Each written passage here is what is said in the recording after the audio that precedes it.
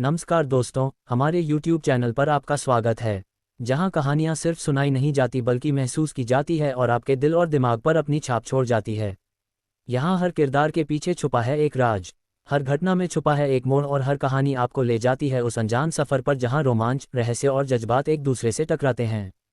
इस चैनल पर आपको मिलेंगे रहस्यमयी कहानियां, दिल दहला देने वाले किस्से और ऐसे पल जो आपको सोचने पर मजबूर कर देंगे।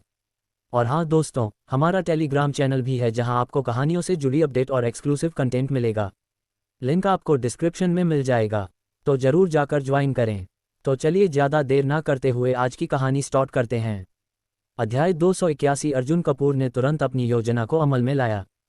कुछ ही मिनटों में प्रणव यादव, जो अभी तक जीवन एंटरटेनमेंट ग्रुप में आत्ममुग्ध होकर अपनी सफलता की कल्पना कर रहे थे, अचानक एक फ़ोन कॉल प्राप्त करते हैं।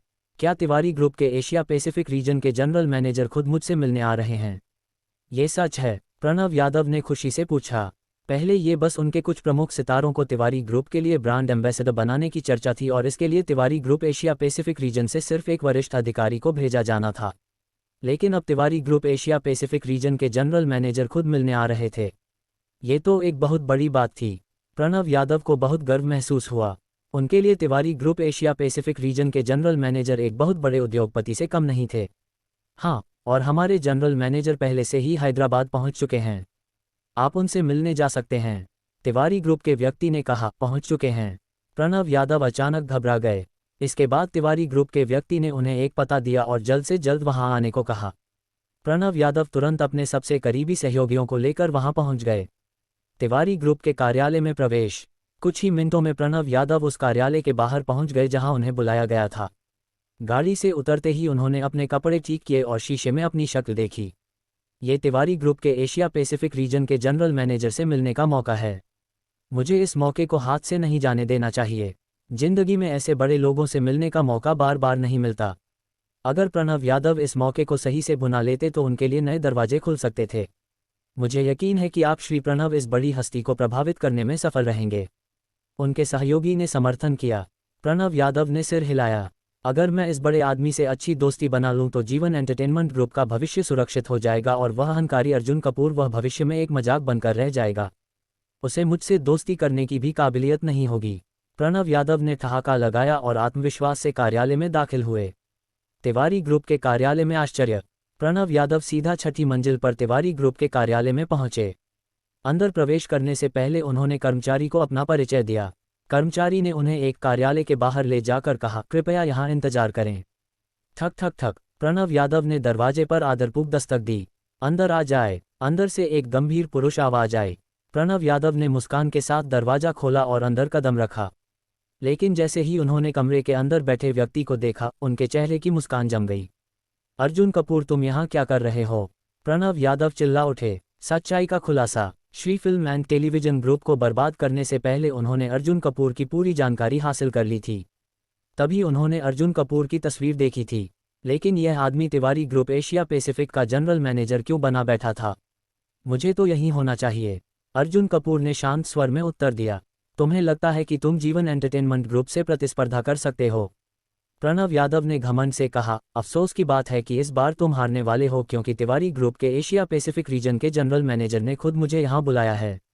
तो अब देखना तुम्हारी हार कैसी होती है। झटका पर झटका। तभी तिवारी ग्रुप के कुछ वरिष्ठ कर्मचारी वहां आए। अरे, एक बाहरी आदमी हमारी कुर्सी पर बैठा हुआ है, इसे तुरंत बाहर निकाल देना चाहिए। प्रणव यादव ने कर्मचारियों को उकसाने की कोशिश की, लेकिन अगला उत्तर सुनकर उनका चेहरा पीला पड़ गया। तुम पागल हो गए हो? हमारे जनरल मैनेजर अपनी सीट पर बैठे हैं, इसमें समस्या क्या है? क्या मतलब? प्रणव यादव की आंखें फैल गई। तुम कहना चाहते हो कि यह आदमी बिल्कुल श्री अर्जुन हमारे तिवारी ग्रुप के एशिया पैसिफिक रीजन के जनरल मैनेजर ही नहीं बल्कि तिवारी ग्रुप के सबसे बड़े शेयरधारक और वाइस प्रेसिडेंट भी हैं। सच्चाई की मार, तुमने क्या कहा?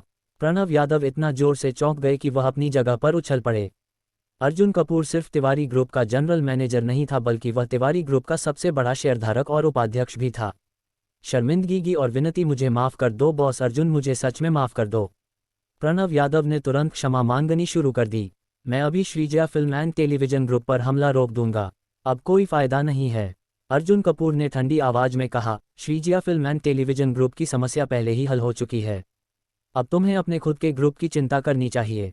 क्या मतलब? प्रणव यादव अभी कुछ समझ भी नहीं पाए थे कि उनका फोन अचानक बज उठा। जीवन एंटरटेनमेंट ग्रुप का विनाश। चेयरमैन, बहुत बड़ा संकट आ गया है। हमारे ग्रुप के कई सितारों की गंदी सच्चाई उजागर हो गई है। हमारी कंपनी के कई भ्रष्टाचार और अवैध गतिविधियां भी लीक हो गई हैं। पूरा इंटरनेट हमारे खिलाफ हो गया है। शेयर बाजार में हमारी कीमतें लगातार गिर रही हैं। अब जीवन एंटरटेनमेंट ग्रुप खुद बर्बादी की कगार पर था। अंतिम झटका। और हाँ, हमारे पहले से हुए करार के अनुसार तिवारी ग्रुप को तुम्हारी कंपनी से मुआवजा लेने का अधिकार है। अर्जुन कपूर ने शांति से कहा। अब प्रणव यादव पूरी तरह से खत्म हो चुके थे। श्री अर्जुन, कृपया एक मौका दीजिए। लेकिन अर्जुन कपूर ने कोई जवाब नहीं दिया और गार्ड्स को उसे बाहर निकालने का इशारा कर दिया। अर्जुन कपूर की जीत। इस प्रकार जीवन एंटरटेनमेंट ग्रुप पूरी तरह से बर्बाद हो गया और अर्जुन कपूर की जीत हुई। तभी सिस्टम की आवाज आई। आज का इनाम उपलब्ध है और यह कुछ बिल्कुल नया है। अध्याय 282 डिंग 16वें दिन के अलगाव के इनाम के रूप में आपको एक अनुकूलता वृद्धि कार्ड प्राप्त हुआ है। इस्तेमाल करने पर यह किसी भी व्यक्ति की अनुकूलता 10% तक बढ़ा सकता है। हम, ये तो बहुत बढ़िया चीज़ है, अर्जुन कपूर ने उत्साहित होकर कहा। उन्होंने अभी तक वह बात नहीं भूली थी जो दिया पटेल ने पहले कही थी। ईशा पटेल रूई चुपचाप हैदराबाद आने वाली है। हालांकि अर्जुन कपूर को अपने होने वाले ससुर के बारे में ज़्यादा भरोसा नहीं था, लेकिन अब सिस्टम ने उन्हें यह अनुकूलता वृद्धि कार्ड दे दिया था।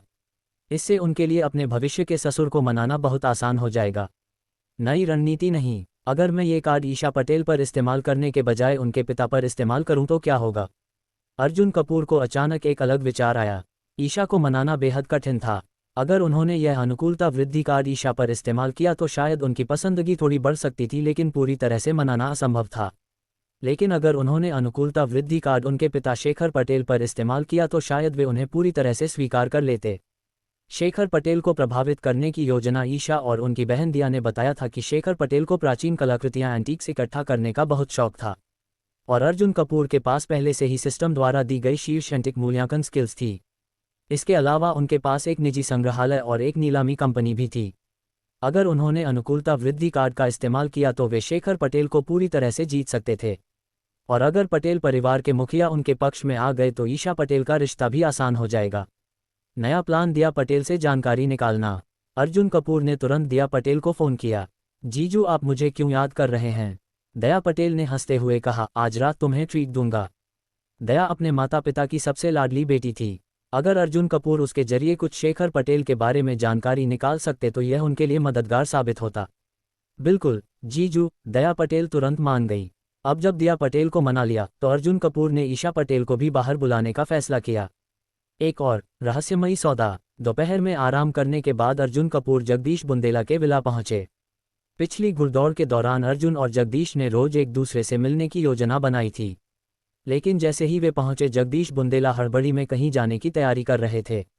बॉस अर्जुन, सही समय पर आए हो, चलो मेरे साथ एक मज़ेदार चीज़ देखने। जगदीश बुंदेला ने अर्जुन का हाथ पकड़कर बाहर की ओर खींच लिया। क्या हो रहा है मिस्टर बुंदेला? अर्जुन कपूर ने पूछा। हैदराबाद के एक कलेक्टर को पैसों की ज़रूरत है, इसलिए उसने अपने संग्रह की सैकड़ों दुर्लभ चीज़ें बेचने का फैसला किया है। एंटीक पेंटिंग्स, मूर्तियाँ वगैरह। फिलहाल सिर्फ मैं और कुछ अमीर लोग इस खबर को जानते हैं। अगर हम पहले पहुंच गए तो हमें कोई बढ़िया चीज़ हाथ लग सकती है। जगदीश बुंदेला बेहद उत्साहित थे। अर्जुन कपूर का उत्साह हो अर्जुन कपूर की रुचि तुरंत बढ़ गई। कौन नहीं चाहता दुर्लभ चीज़ों को कम कीमत में खरीदने का मौका? और अब तो उनके पास शीर्षक मूल्यांकन स्किल्स भी थी। अगर वहाँ कोई दुर्लभ वस्तु होगी तो वे उसे पहचान लेंगे। ठीक है, चलो चलते हैं। कलेक्टर का घर एक बड़ी चुनौती। 40 मिनट बाद वे हैदराबाद के एक हाई एंड इलाके में पहुंचे। वहां एक प्रसिद्ध कलेक्टर ने अपनी 300 करोड़ की विशाल हवेली बना रखी थी, जहां उन्होंने अपनी दुर्लभ वस्तुएं संग्रहित की थी। जैसे ही वे वहां पहुंचे, दो लोग पहले से ही वहां मौजूद थे, एक मध्य उम्र का आदमी और एक बुजुर्ग व्यक्ति। बॉस बुंदेला, संयोग देखिए, मैंने नहीं सोचा था कि आप भी यहाँ आएंगे। मध्य उम्र के आदमी ने व्यंग भरे लहजे में कहा। बॉस बुंदेला, अगर मैं आपकी जगह होता तो यहाँ नहीं आता। पिछली बार तो आपको धोखा खाकर करोड़ों का नुकसान हुआ था। यह आदमी तरुण वर्मा था, जगदीश बुंदेला का सबसे बड़ा प्रतिद्वंदी। तरुण वर्मा की धूर्ता हो जगदीश बुंदेला को गुस्सा आ गया। पिछली बार वे एक एंटीक डील में ठगे गए थे और करोड़ों का नुकसान उठाना पड़ा था। ऐसा लगता है जैसे तुम्हें कलेक्शन की बहुत समझ है, जगदीश बुंदेला ने व्यंग किया। मैं खुद तो नहीं समझता, लेकिन मैंने एक मशहूर विशेषज्ञ को बुलाया है। तरुण वर्मा ने बुजुर्ग आदमी की ओर इशारा किया। आप प्रसिद्ध मूल्यांकन विशेषज्ञ क्षितिज मेहरा है। जगदीश बुंदेला आश्चर्यचकित हो गए। क्षितिज मेहरा एक राष्ट्रीय स्तर के प्रसिद्ध एंटीक विशेषज्ञ थे। अगर वे यहाँ थे तो तरुण वर्मा शायद बहुत बढ़िया चीजें हथिया सकता था। तरुण वर्मा का अर्जुन कपूर पर तंज, अरे ये युवा कौन है, क्या ये भी एक मूल्यांकन करता है? तरुण वर्मा की नज़र अर्जुन कपूर पर पड़ी। थोड़ी बहुत समझ है, अर्जुन कपूर ने शांति से उत्तर दिया। बस थोड़ी बहुत, तो फिर यहाँ क्या करने आए हो? तरुण वर्मा ने हंसते हुए कहा, शायद सीखने आए हैं। क्षितिज मेहरा ने भी व्यंग किया, बॉस बुंदेला आपने गलत आदमी चुना है, इस बार भी आपको खाली हाथ लौटना पड़ेगा। तरुण वर्मा ने घोषणा की। कौन खाली हाथ लौटेगा ये तो समय बताएगा, अर्जुन कपूर ने आत्मविश्वास से उत्तर दिया। चलो देखते हैं। तरुण वर्मा अपने विशेषज्ञ के साथ अंदर चला गया। बॉस अर्जुन, क्या आप मेरी मदद करेंगे? जगदीश बुंदेला ने अर्जुन कपूर से उम्मीद भरी नज़रों से पूछा। चिंता मत करो, ये काम मुझ पर छोड़ दो। अर्जुन कपूर मुस्कुराए। कुछ ही देर बाद वे भी अंदर चले गए और जैसे ही वे अंदर पहुंचे उन्होंने जो देखा वह देखकर चौंक गए। अध्याय 283। विशाल कक्ष में चारों ओर अनगिनत खजाने भरे पड़े थे। जगदीश बुंदेला ने पहले कहा था कि यहाँ सैकड़ों वस्तुएं होंगी, लेकिन यह आंकड़ा गलत लग रहा था। यहाँ 2-3-0-0-0 से भी अधिक प्राचीन कलाकृतियाँ रखी हुई थी। यहाँ पर इतनी दुर्लभ वस्तुएं थीं कि उनमें से कुछ बेहद अनमोल हो सकती थी। खजाने की तलाश शुरू। तरुण वर्मा पहले ही अंदर आ चुके थे और उन्होंने अपने विशेषज्ञ क्षितिज मेहरा के साथ खजाने की खोज शुरू कर दी थी। जगदीश बुंदेला भी कलेक्टर से कुछ औपचारिक बातें करने के बाद अर्जुन कपूर को लेकर खोज में जुट गए। पहला नकली खजाना हूँ बॉस अर्जुन, ये पेंटिंग बहुत अच्छी लग रही है। जल्द ही जगदीश बुंदेला को एक पेंटिंग पसंद आई। उस पर तान्या शर्मा लिखा था। तान्या शर्मा यानी मिंगराजवंश के 4 प्रसिद्ध विद्वानों में से एक। उनकी पेंटिंग्स आज अनमोल होती हैं। अर्जुन कपूर की विशेषज्ञता। अर्जुन कपूर ने एक नज़र डाली और तुरंत सिर हिला दिया। यह नकली है, क्या इस पेंटिंग में कोई गड़बड़ है? जगदीश बुंदेला को विश्वास नहीं हुआ। अगर वह तान्या शर्मा की पेंटिंग खरीद लेते तो उनकी इज्जत बढ़ जाती, लेकिन अर्जुन कपूर ने स्पष्ट रूप से कहा, यह बस एक नकल है। लगातार गलतियां। इसके बाद जगदीश बुंदेला ने और भी कई वस्तुएं चुनी, लेकिन हर बार अर्जुन कपूर ने उन्हें असली से नकली होने का संकेत दिया। अब अर्जुन कपूर को समझ आ गया कि पिछली बार जगदीश बुंदेला ठगे क्यों गए थे। उनकी निगाह बहुत खराब थी। अगर वे इन चीज़ों को खरीद लेते तो वे फिर से 100 करोड़ से अधिक का नुकसान उठा सकते थे। सिक्कों के ढेर में छुपा अनमोल रत्न। इस बीच अर्जुन कपूर एक सिक्कों के ढेर के पास पहुंचे। यहाँ सैकड़ों यशवंत चांदी सिक्के थे। ये पुराने जमाने में प्रचलित थे और आज भी कुछ 1000 रुपये में बिकते थे। लेकिन तभी एक सिक्का अर्जुन कपूर की नज़र में अटक गया। द्विद्रवीर शुभायु सिक्का, एक दुर्लभ सिक्का। सतर्कता बरतते हुए अर्जुन कपूर ने सिक्कों का एक मुट्ठी भर लिया और उस विशेष सिक्के को ध्यान से देखा। उस सिक्के के पीछे शुभ लिखा था और उसके दोनों ओर 2 शानदार ड्रैगन बने हुए थे। बिल्कुल सही, ये वही सिक्का है। अर्जुन कपूर के चेहरे पर हल्की मुस्कान आ गई। ये सिक्का द्विद्रवीर शुभायु सिक्का था। सामान्य चांदी के सिक्कों की कीमत कुछ 000 होती है, लेकिन इस सिक्के की कीमत 20 करोड़ से अधिक थी। कमाल की डील, में ये कुछ सिक्के खरीदना चाहता हूँ। कितने में दोगे? अर्जुन कपूर ने कलेक्टर से पूछा। कलेक्टर ने एक नज़र डाली और लापरवाही से कहा, बस 30-500 दे दो। 1000 गुना रिबेट कार्ड का उपयोग। अर्जुन कपूर को तुरंत याद आया कि उनके पास 1000 गुना रिबेट कार्ड पर अभी भी 5 करोड़ रुपए की सीमा बची हुई थी। उन्होंने तुरंत कार्ड को सक्रिय किया और 400 रुपये का भुगतान कर दिया। सिस्टम सक्रिय। 400 खर्च 40 मिलियन 4 करोड़ की रिबेट प्राप्त हुई। अब उनके पास 4.96 करोड़ का रिबेट बैलेंस बचा हुआ था। तरुण वर्मा और क्षितिज मेहरा की जलन। बॉस अर्जुन, तुमने कुछ बेकार के चांदी के सिक्कों पर पैसे क्यों फेंक दिए? जगदीश बुंदेला को यह समझ नहीं आया। बॉस बुंदेला, कुछ देर बाद आपको सब समझ आ जाएगा। अर्जुन कपूर मुस्कुराए। एक और अनमोल खजाना। कुछ मिनट बाद अर्जुन कपूर की नज़र एक पेंटिंग पर पड़ी। ये पेंटिंग मिंग राजवंश के एक कलाकार ने बनाई थी और यह सुधीर शास्त्री की सूखी टहनियाँ और विचित्र शिलाएं की नकल थी। अर्जुन कपूर को तुरंत महसूस हुआ कि यह कोई साधारण नकल नहीं थी। मैं इसे खरीदना चाहता हूँ। तरुण वर्मा की जलन। तरुण वर्मा और क्षितिज मेहरा पहले ही इस पेंटिंग को देख चुके थे। यही पेंटिंग, ये सिर्फ एक नकल है और इसकी कीमत सिर्फ 2 करोड़ होगी। कलेक्टर ने कीमत बताई। मैं 2.5 करोड़ दूंगा। तरुण वर्मा ने बोली बढ़ा दी। 3 करोड़, 3.3 करोड़। आखिर में अर्जुन कपूर ने 4.5 करोड़ में इसे जीत लिया। फिर से 1000 गुना रिबेट कार्ड का उपयोग। सिस्टम सक्रिय। 4.5 करोड़ खर्च। 450 करोड़ की रिबेट प्राप्त हुई। अर्जुन कपूर की संपत्ति में एक ही झटके में 450 करोड़ जुड़ गए। तरुण वर्मा और क्षितिज मेहरा की जलालत इस पेंटिंग पर 2 गुनी कीमत दे दी। यह आदमी सच में बहुत अमीर है। तरुण वर्मा ने व्यंग किया। शायद उसे बेकार चीजें खरीदने का शौक है। क्षितिज मेहरा ने हंसते हुए कहा, लेकिन अर्जुन कपूर ने अब तक 500 करोड़ से अधिक कमा लिए थे। अभी तो असली मजा शुरू हुआ है। एक बड़ा खुलासा, अब असली चौंकाने वाली बात आने वाली है।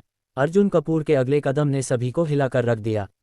अध्याय 284। सभी की स्तब्ध नज़रों के सामने अर्जुन कपूर ने अचानक पेंटिंग के स्क्रॉल को फाड़ दिया। बॉस अर्जुन, आप क्या कर रहे हैं? जगदीश बुंदेला ने घबराते हुए कहा, यह मिंग राजवंश की नकल है। फिर भी इसकी कुछ तो कीमत होगी।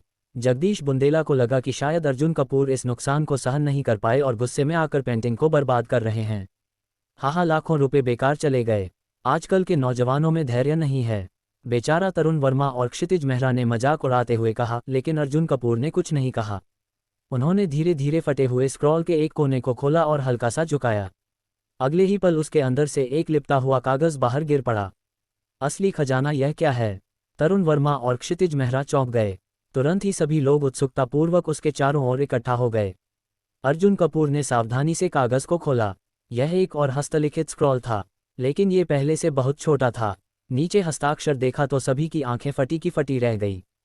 सुधीर शास्त्री, क्या ये सुधीर शास्त्री की मूल पेंटिंग है? क्षितिज मेहरा हक्का बक्का। क्षितिज मेहरा का मुंह खुला का खुला रह गया। तो इस नकली पेंटिंग के अंदर असली सुधीर शास्त्री की कृति छुपी हुई थी। ये कम से कम 100 करोड़ की होगी। अगर यह बड़ी होती तो इसकी कीमत 500 करोड़ से भी ज्यादा हो सकती थी। कलेक्टर का पछतावा। कलेक्टर का चेहरा सफ़ेद पड़ गया। मैंने 100 करोड़ की पेंटिंग सिर्फ 4.5 करोड़ में बेच दी। कलेक्टर को अपनी मूर्खता पर इतना गुस्सा आया कि उसने खुद को थप्पड़ मार लिया। तरुण वर्मा की हालत खराब। तरुण वर्मा के चेहरे की हंसी अचानक गायब हो गई। अगर मैं जानता कि इसमें सुधीर शास्त्री की असली कृति है तो मैं इसे 50 करोड़ में भी खरीदने को तैयार था। तरुण वर्मा अब पूरी तरह पसीने पसीने हो चुके थे। बॉस अर्जुन की पहचानने की क्षमता गजब की है। जगदीश बुंदेला ने प्रशंसा करते हुए कहा, असली धक्का। बॉस अर्जुन, क्या वह चांदी के सिक्के भी साधारण नहीं थे? जगदीश बुंदेला ने अचानक उन चांदी के सिक्कों को याद किया जो अर्जुन कपूर ने पहले खरीदे थे। बिल्कुल सही सोचा। अर्जुन कपूर मुस्कुराए और अपनी जेब से एक खास चांदी का सिक्का निकाला। द्विद्रवीर शुभायु सिक्का। क्षितिज मेहरा चिल्ला पड़े, क्या ये वही दुर्लभ सिक्का है जिसकी कीमत 20 करोड़ से ऊपर है? अब तक क्षितिज मेहरा को अपने जीवन में पहली बार ऐसा महसूस हुआ कि उन्होंने एक अनमोल वस्तु को खो दिया है। तरुण वर्मा का अंतिम वार। तरुण वर्मा पूरी तरह चुप हो गए। आज की हार से बड़ा कोई अपमान नहीं। गुस्से से भरे तरुण वर्मा और क्षितिज मेहरा वहां से चुपचाप निकल गए। बॉस अर्जुन, आपने आज मेरा बदला लिया। जगदीश बुंदेला खुशी से बोले, नया मिशन बाय वैदेही देशमुख के साथ साझेदारी। अगले दोपहर अर्जुन कपूर को बाय वैदेही देशमुख का फोन आया। बॉस अर्जुन, हमें मिलना चाहिए। मैं साझेदारी के बारे में चर्चा करना चाहती हूँ।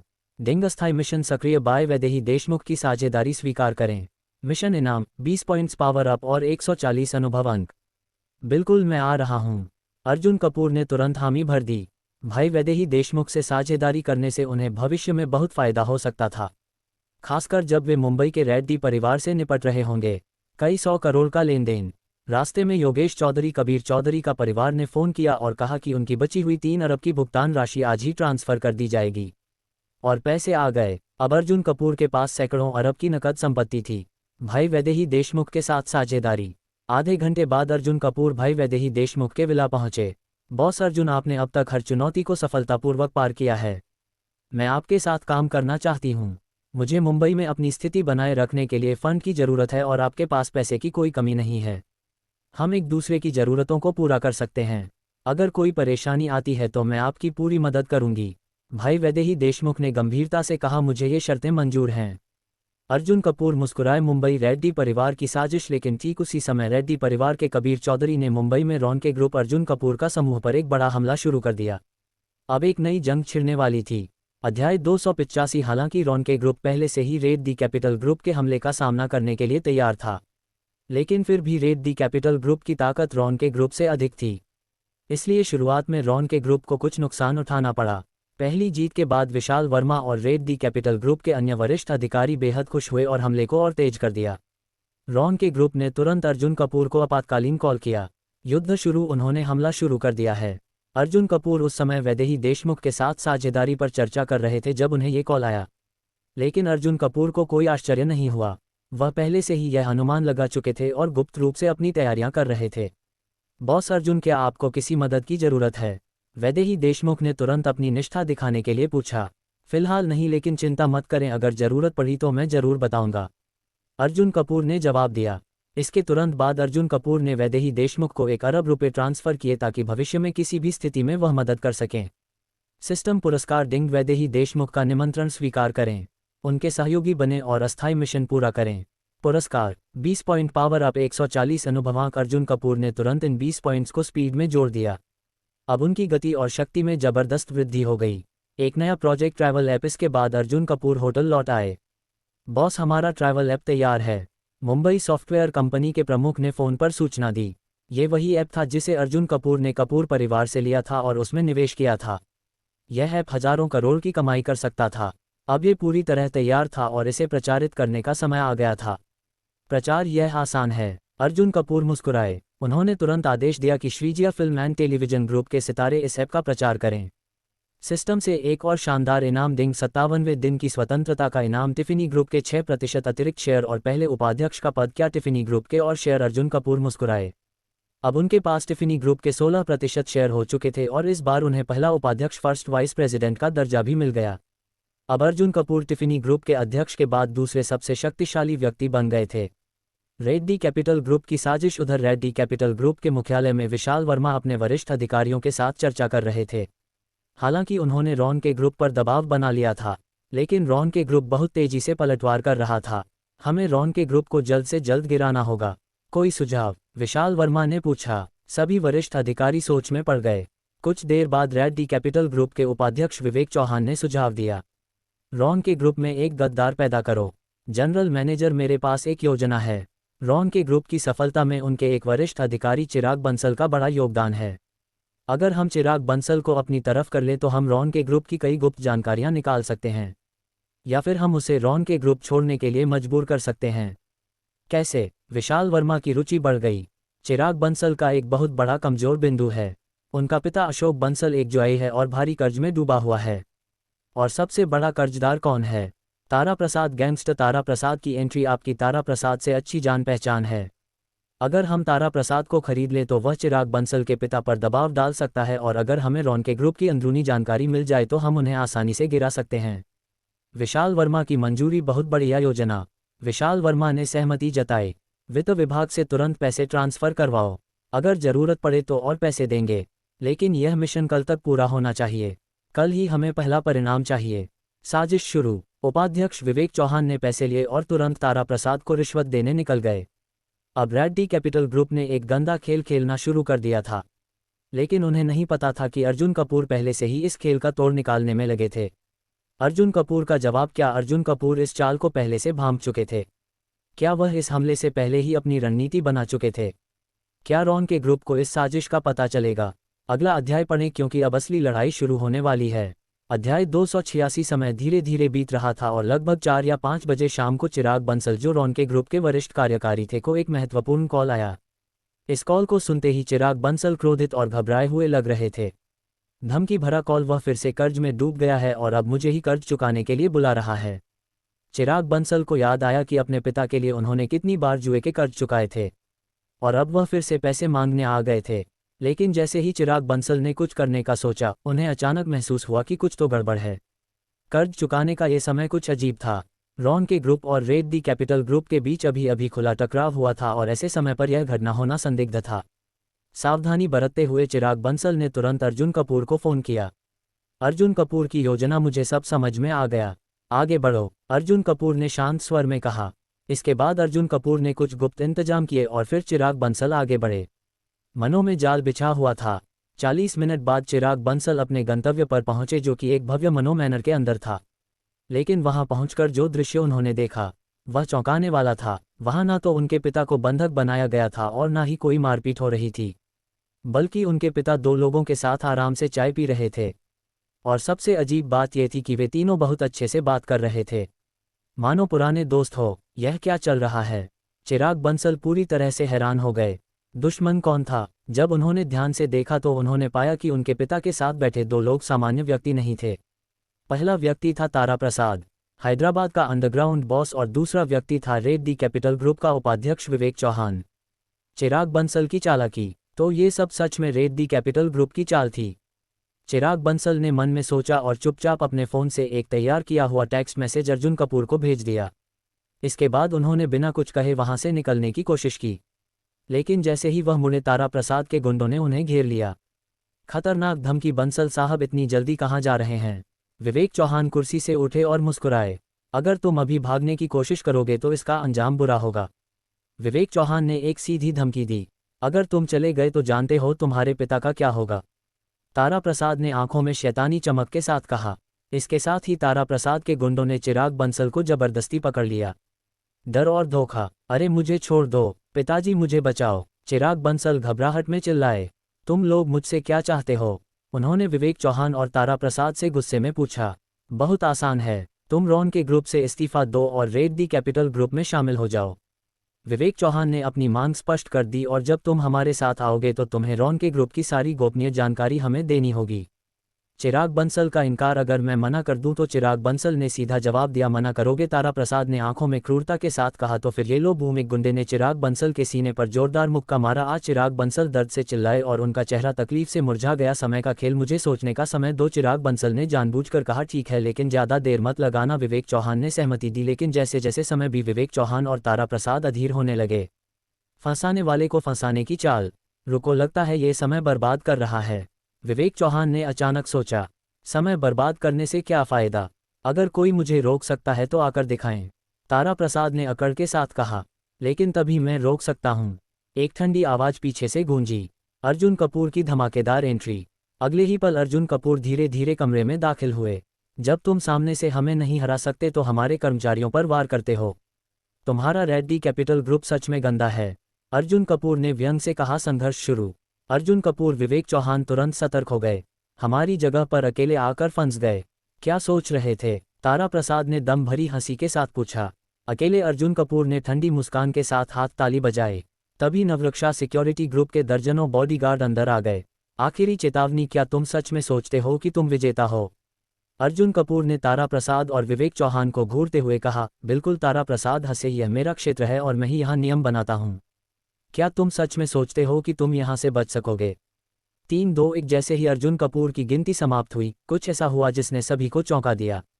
अध्याय 287। तारा प्रसाद और विवेक चौहान की स्तब्ध नज़रों के सामने एक बड़ी कारों की कतार जबरन तारा प्रसाद के विला में घुस गई। सैकड़ों पेशेवर रूप से प्रशिक्षित काले कबड्डों में गुंडे तेजी से वाहनों से बाहर निकले और सीधे तारा प्रसाद के आदमियों को घेर लिया। अरे यह विवेक चौहान हक्का बक्का रह गया और डर गया। तारा प्रसाद के हंट बेतरतीब ढंग से कांपने लगे। ये तो उसने सोचा भी नहीं था। तारा प्रसाद ने अंदाजा लगाया था कि अर्जुन कपूर के पास बॉडीगार्ड होंगे। आखिरकार अर्जुन कपूर एक बड़ी कंपनी के मालिक थे और बॉडीगार्ड रखना उनके लिए स्वाभाविक था। इसीलिए उसने अपने विला में 200 आदमी तैनात कर रखे थे। लेकिन किसे पता था कि अर्जुन कपूर के पास ये चाल होगी? उसने ये सैकड़ों पेशेवर गुंडे कहाँ से बुलाए? तारा प्रसाद ये सोच ही नहीं पा रहा था। विवेक चौहान के अनुसार अर्जुन कपूर को हैदराबाद आए हुए ज़्यादा समय नहीं हुआ था। खून, बस थोड़े ज़्यादा लोग ले आए हो, इससे क्या होगा? यह मेरा विला है और मेरे पास और भी हथियार हैं। मैं, तारा प्रसाद घमंड में बोल ही रहा था कि तभी उसका फ़ोन अचानक बज उठा। तारा प्रसाद फ़ोन काटने ही वाला था, लेकिन जैसे ही उसकी नज़र पड़ी वह घबरा कर ठिठक गया, क्योंकि फ़ोन कॉल वैदेही देशमुख का था। एक पल में ही तारा प्रसाद की घबराहट बढ़ गई। हालांकि वह हैदराबाद के अंडरग्राउंड का एक बड़ा नाम था, लेकिन वह सिर्फ एक मामूली स्तर का खिलाड़ी था, जबकि वैदेही देशमुख का दर्जा बहुत ऊंचा था। एक ऐसी हस्ती जिसे वह जीवन में कभी नाराज नहीं करना चाहता था। तारा प्रसाद डरते हुए कॉल उठाता है। हेलो बॉस वैदेही, अचानक आपने मुझे कॉल क्यों किया? छोटे तारा, लगता है कि तुम बहुत बहादुर हो गए हो, मेरे दोस्तों पर हाथ डालने की हिम्मत कर रहे हो। दूसरी तरफ से एक ठंडा और अधिकारपूर्ण स्वर गूंजा। इस समय वैदेही देशमुख की आवाज़ में एक शेरनी जैसी गूंज थी। जिस तारा प्रसाद को लोग बॉस तारा कहते थे, वह यहाँ वैदेही देशमुख के सामने सिर्फ छोटा तारा था। बॉस वैदेही, आपने क्या कहा?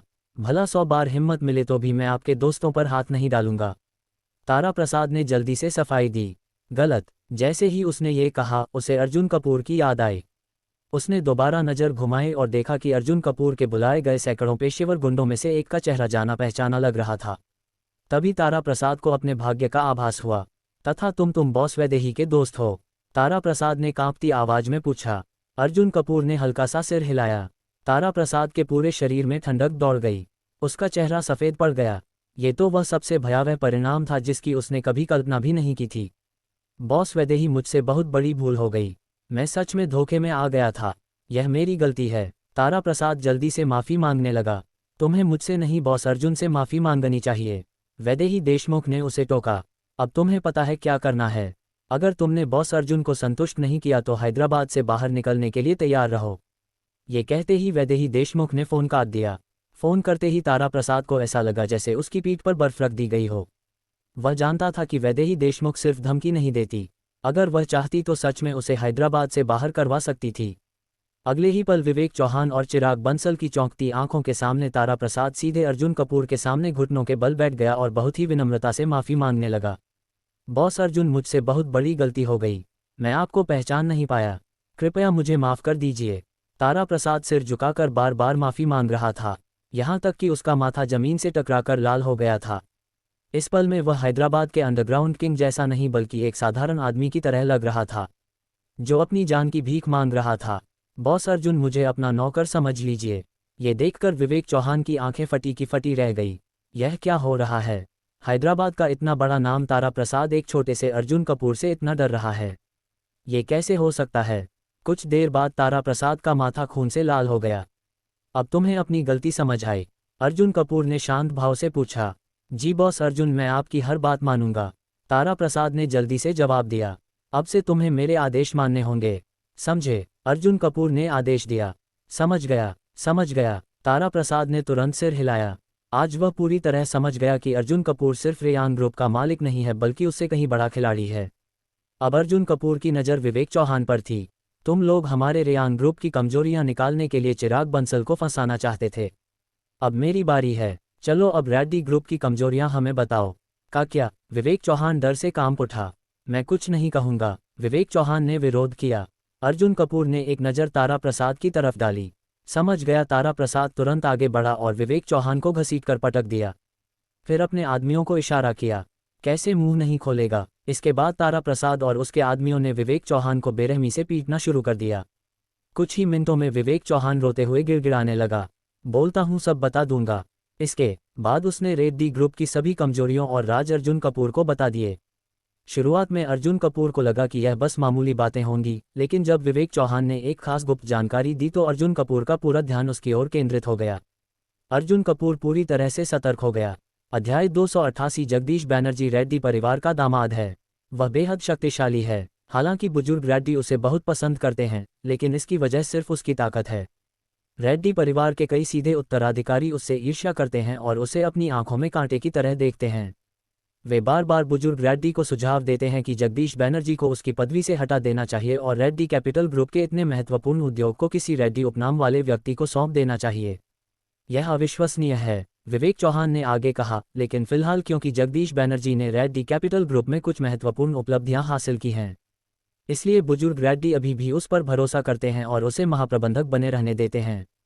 लेकिन रेड्डी परिवार के वे लोग जो जगदीश बैनर्जी को निशाना बना रहे हैं, अभी भी हार मानने के लिए तैयार नहीं हैं। अगर आप किसी तरह से रेड्डी परिवार को जगदीश बैनर्जी को हटाने के लिए मजबूर कर सकते हैं तो हैदराबाद रेड्डी कैपिटल ग्रुप खतरे में पड़ जाएगा। ये सुनकर अर्जुन कपूर गहरी सोच में डूब गया। रेड्डी कैपिटल ग्रुप इतनी अच्छी तरह से विकसित हुआ है और इसमें जगदीश बैनर्जी की बहुत बड़ी भूमिका रही है। अगर कोई ऐसा तरीका निकाल लिया जाए जिससे रेड्डी परिवार आपस में ही लड़ने लगे और रेड्डी कैपिटल ग्रुप में किसी अयोग्य व्यक्ति को जगदीश बैनर्जी की जगह दे दी जाए तो रेड्डी कैपिटल ग्रुप अंदर से टूट जाएगा और कई आंतरिक विवाद सामने आ जाएंगे। ऐसे में बाहर से हमला करने से रेड्डी कैपिटल ग्रुप ताश के पत्तों की तरह बिखर जाएगा। अर्जुन कपूर जितना सोच रहा था उतना ही उसे यह योजना संभव लग रही थी। ये बहुत बड़ी उपलब्धि थी। अब उसे इस योजना पर पूरी तरह से काम करना था और इस रेड्डी परिवार के आंतरिक संघर्ष को कैसे अपने फायदे में बदला जाए ये समझना था। लेकिन फिलहाल जगदीश बैनर्जी को रेड्डी कैपिटल ग्रुप से बाहर निकालने के लिए अर्जुन कपूर को एक और चीज़ करनी थी। इसके बाद अर्जुन कपूर ने विवेक चौहान द्वारा बताए गए रेड्डी कैपिटल ग्रुप की कमजोरियों के आधार पर योजना बनानी शुरू कर दी और पहले रेड्डी कैपिटल ग्रुप को 10 अरबों का नुकसान पहुंचाने की रणनीति बनाई। अगर रेड्डी कैपिटल ग्रुप को नुकसान होगा तो जगदीश बैनर्जी पर दबाव बढ़ेगा और रेड्डी परिवार के पास उसे हटाने के लिए एक ठोस बहाना होगा। रेड्डी परिवार वैसे भी बेहद स्वार्थी था और अर्जुन कपूर उनकी इस कमजोरी का फायदा उठा रहा था। मैं सच में बहुत अच्छा इंसान हूं, मैं उनकी मदद कर रहा हूं। रात 9 बजे जगदीश बैनर्जी और रेड्डी कैपिटल ग्रुप के कुछ वरिष्ठ अधिकारी अब भी महाप्रबंधक कार्यालय में बैठे थे। बॉस जगदीश, इतनी देर हो गई और अब तक कोई खबर नहीं आई। क्या विवेक चौहान के साथ कुछ गड़बड़ हुई है? एक कर्मचारी ने धीरे से पूछा। बिल्कुल नहीं, विवेक चौहान के पास तारा प्रसाद जैसा लोकल अंडरवर्ल्ड बॉस है, उसके होते हुए कुछ गलत कैसे हो सकता है? जगदीश बैनर्जी ने आत्मविश्वास से कहा। लेकिन जैसे ही वह विवेक चौहान को कॉल करने वाला था, उसके डेस्क का लैंडलाइन फ़ोन अचानक बज उठा। उसने देखा कि यह बुजुर्ग रेड्डी की कॉल थी। जगदीश बैनर्जी तुरंत गंभीर हो गया। एक गहरी सांस ली और फ़ोन उठाया। पिताजी, मैंने सुना है कि तुमने अर्जुन कपूर के रेयान ग्रुप के खिलाफ हमला किया। अब तक क्या नतीजे हैं? फ़ोन से एक गहरी और बूढ़ी आवाज़ आई। पिताजी, हमने जैसे ही रेयान ग्रुप पर हमला किया उन्हें 20 से 30 अरब का नुकसान हुआ। जगदीश बैनर्जी ने तुरंत श्रेय लेने की कोशिश की। और सिर्फ इतना ही नहीं, मैंने अपने विश्वास पात्रों को भेजा है ताकि वे रेयान ग्रुप की कमजोरियां खोज सकें। मुझे पूरा यकीन है कि थोड़ी ही देर में हमारे पास कुछ महत्वपूर्ण जानकारी होगी। उसके बाद हमारे पास रेयान ग्रुप की सभी कमजोरियां होंगी और यह कंपनी चुटकियों में खत्म हो जाएगी। जगदीश बैनर्जी ने गर्व से कहा, हम जगदीश, मैं सही था तुम पर भरोसा करके। कई लोग तुम्हारे खिलाफ बातें करते हैं, लेकिन देखो तुम कितने काबिल हो।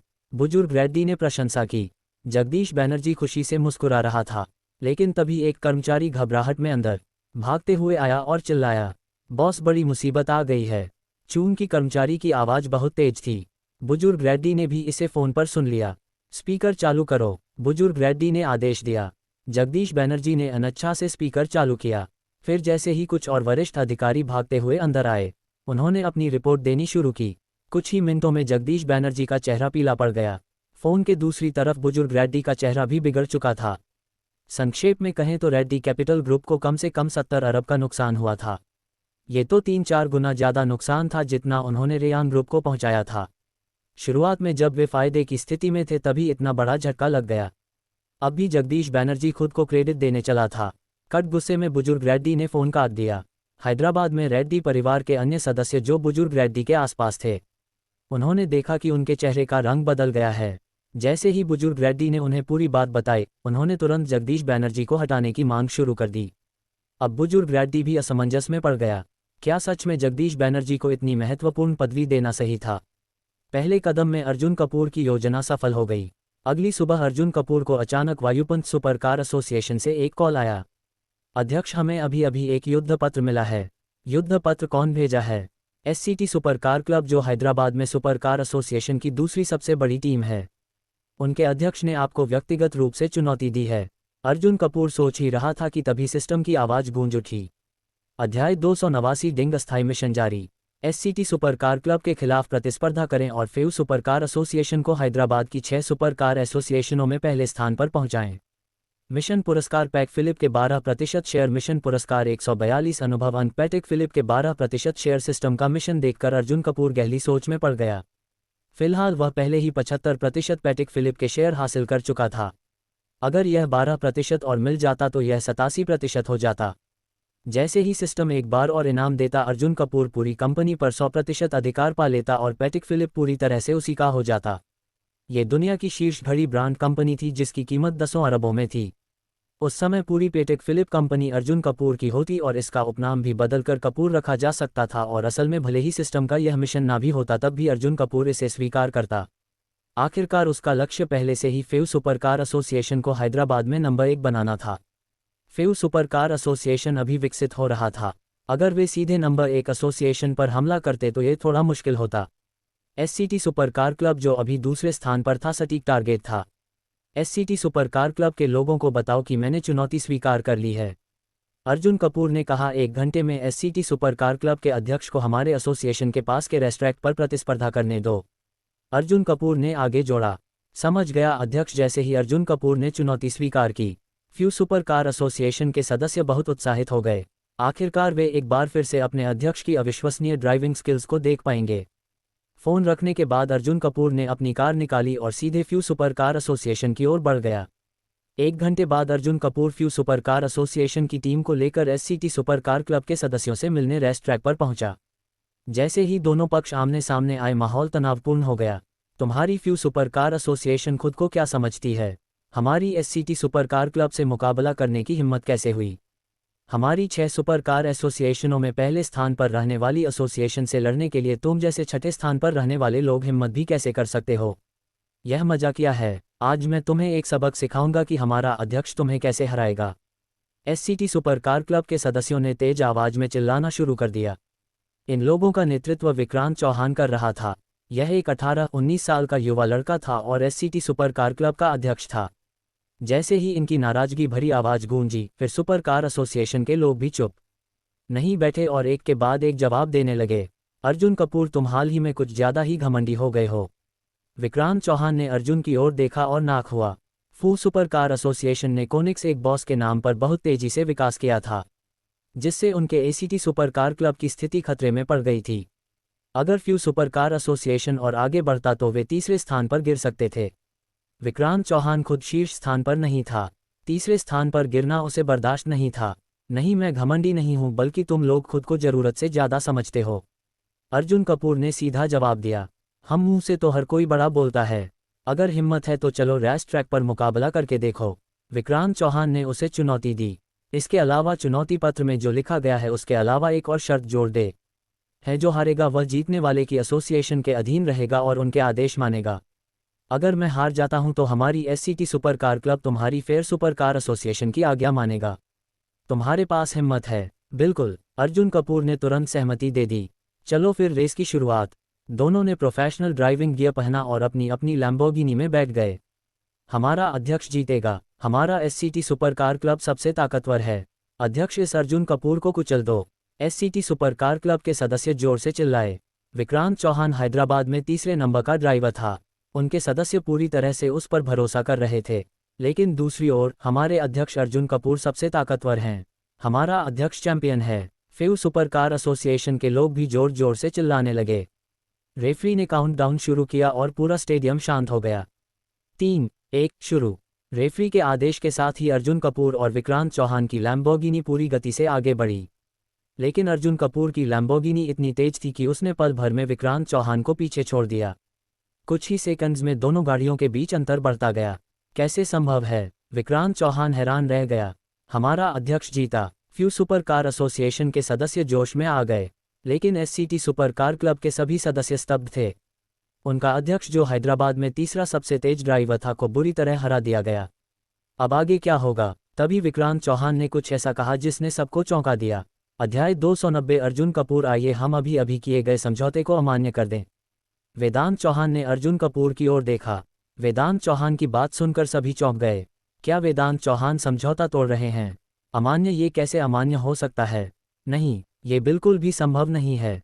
हाँ, हैदराबाद की शीर्ष सुपर कार एसोसिएशन होकर भी इतनी बेशर्मी।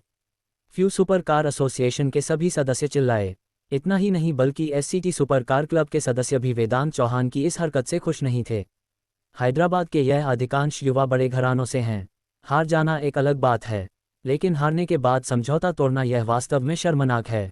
गलतफहमी, आप सभी ने गलत समझा। मैं समझौता तोड़ना नहीं चाहता। वेदांत चौहान ने जल्दी से खुद का बचाव किया। मेरा मतलब यह है कि हमारा पिछला समझौता अमान्य हो जाएगा। हमारा एससीटी सुपर कार क्लब अब भविष्य में आपके आदेशों का पालन नहीं करेगा, बल्कि हम पूरा क्लब ही आपके सुपर कार एसोसिएशन में शामिल कर देंगे और आपके अधीन काम करेंगे। वेदांत चौहान ने एक और धमाकेदार बयान दिया। क्या वेदांत चौहान पूरे क्लब को सुपर कार एसोसिएशन में शामिल करना चाहते हैं? ये सुनकर सभी और भी ज्यादा चौंक गए। यहाँ तक कि अर्जुन कपूर भी हैरान रह गए। क्या तुम मजाक कर रहे हो? अर्जुन कपूर ने पूछा। नहीं अध्यक्ष अर्जुन, मैं मजाक नहीं कर रहा। मैं अपने एससीटी सुपर कार क्लब को सुपर कार एसोसिएशन में विलय करने के लिए तैयार हूं और अब से आपके अधीन काम करूंगा। वेदांत चौहान ने गंभीरता से कहा। दरअसल वेदांत चौहान ने अर्जुन कपूर के ड्राइविंग कौशल और उनकी रणनीति से बहुत प्रभावित होकर यह निर्णय लिया था। इसके अलावा इसमें उसका एक निजी स्वार्थ भी था।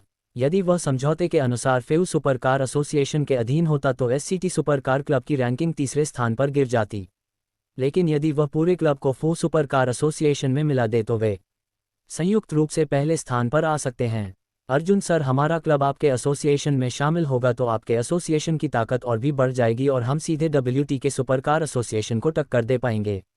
वेदांत चौहान ने समझाया। अभी के हिसाब से हमारे दोनों क्लब अलग अलग हैं तो कोई भी WT सुपर कार एसोसिएशन को पीछे नहीं छोड़ सकता।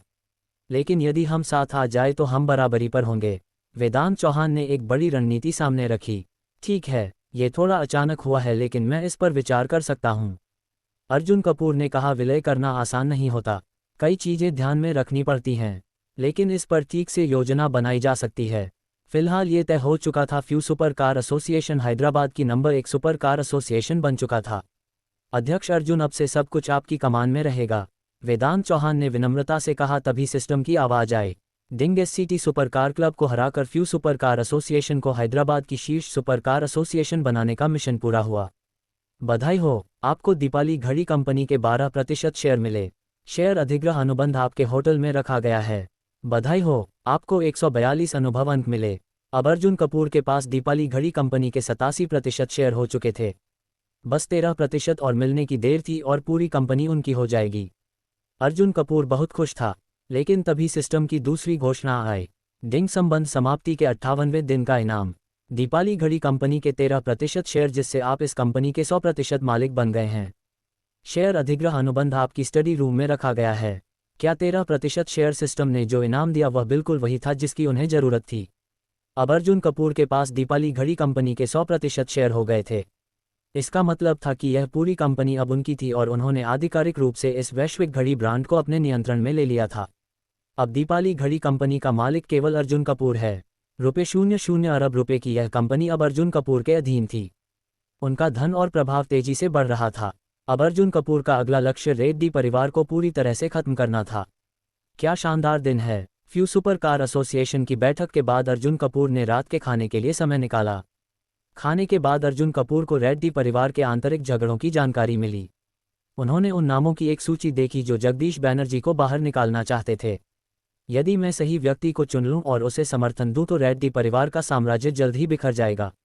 अर्जुन कपूर के दिमाग में एक शानदार योजना बन रही थी।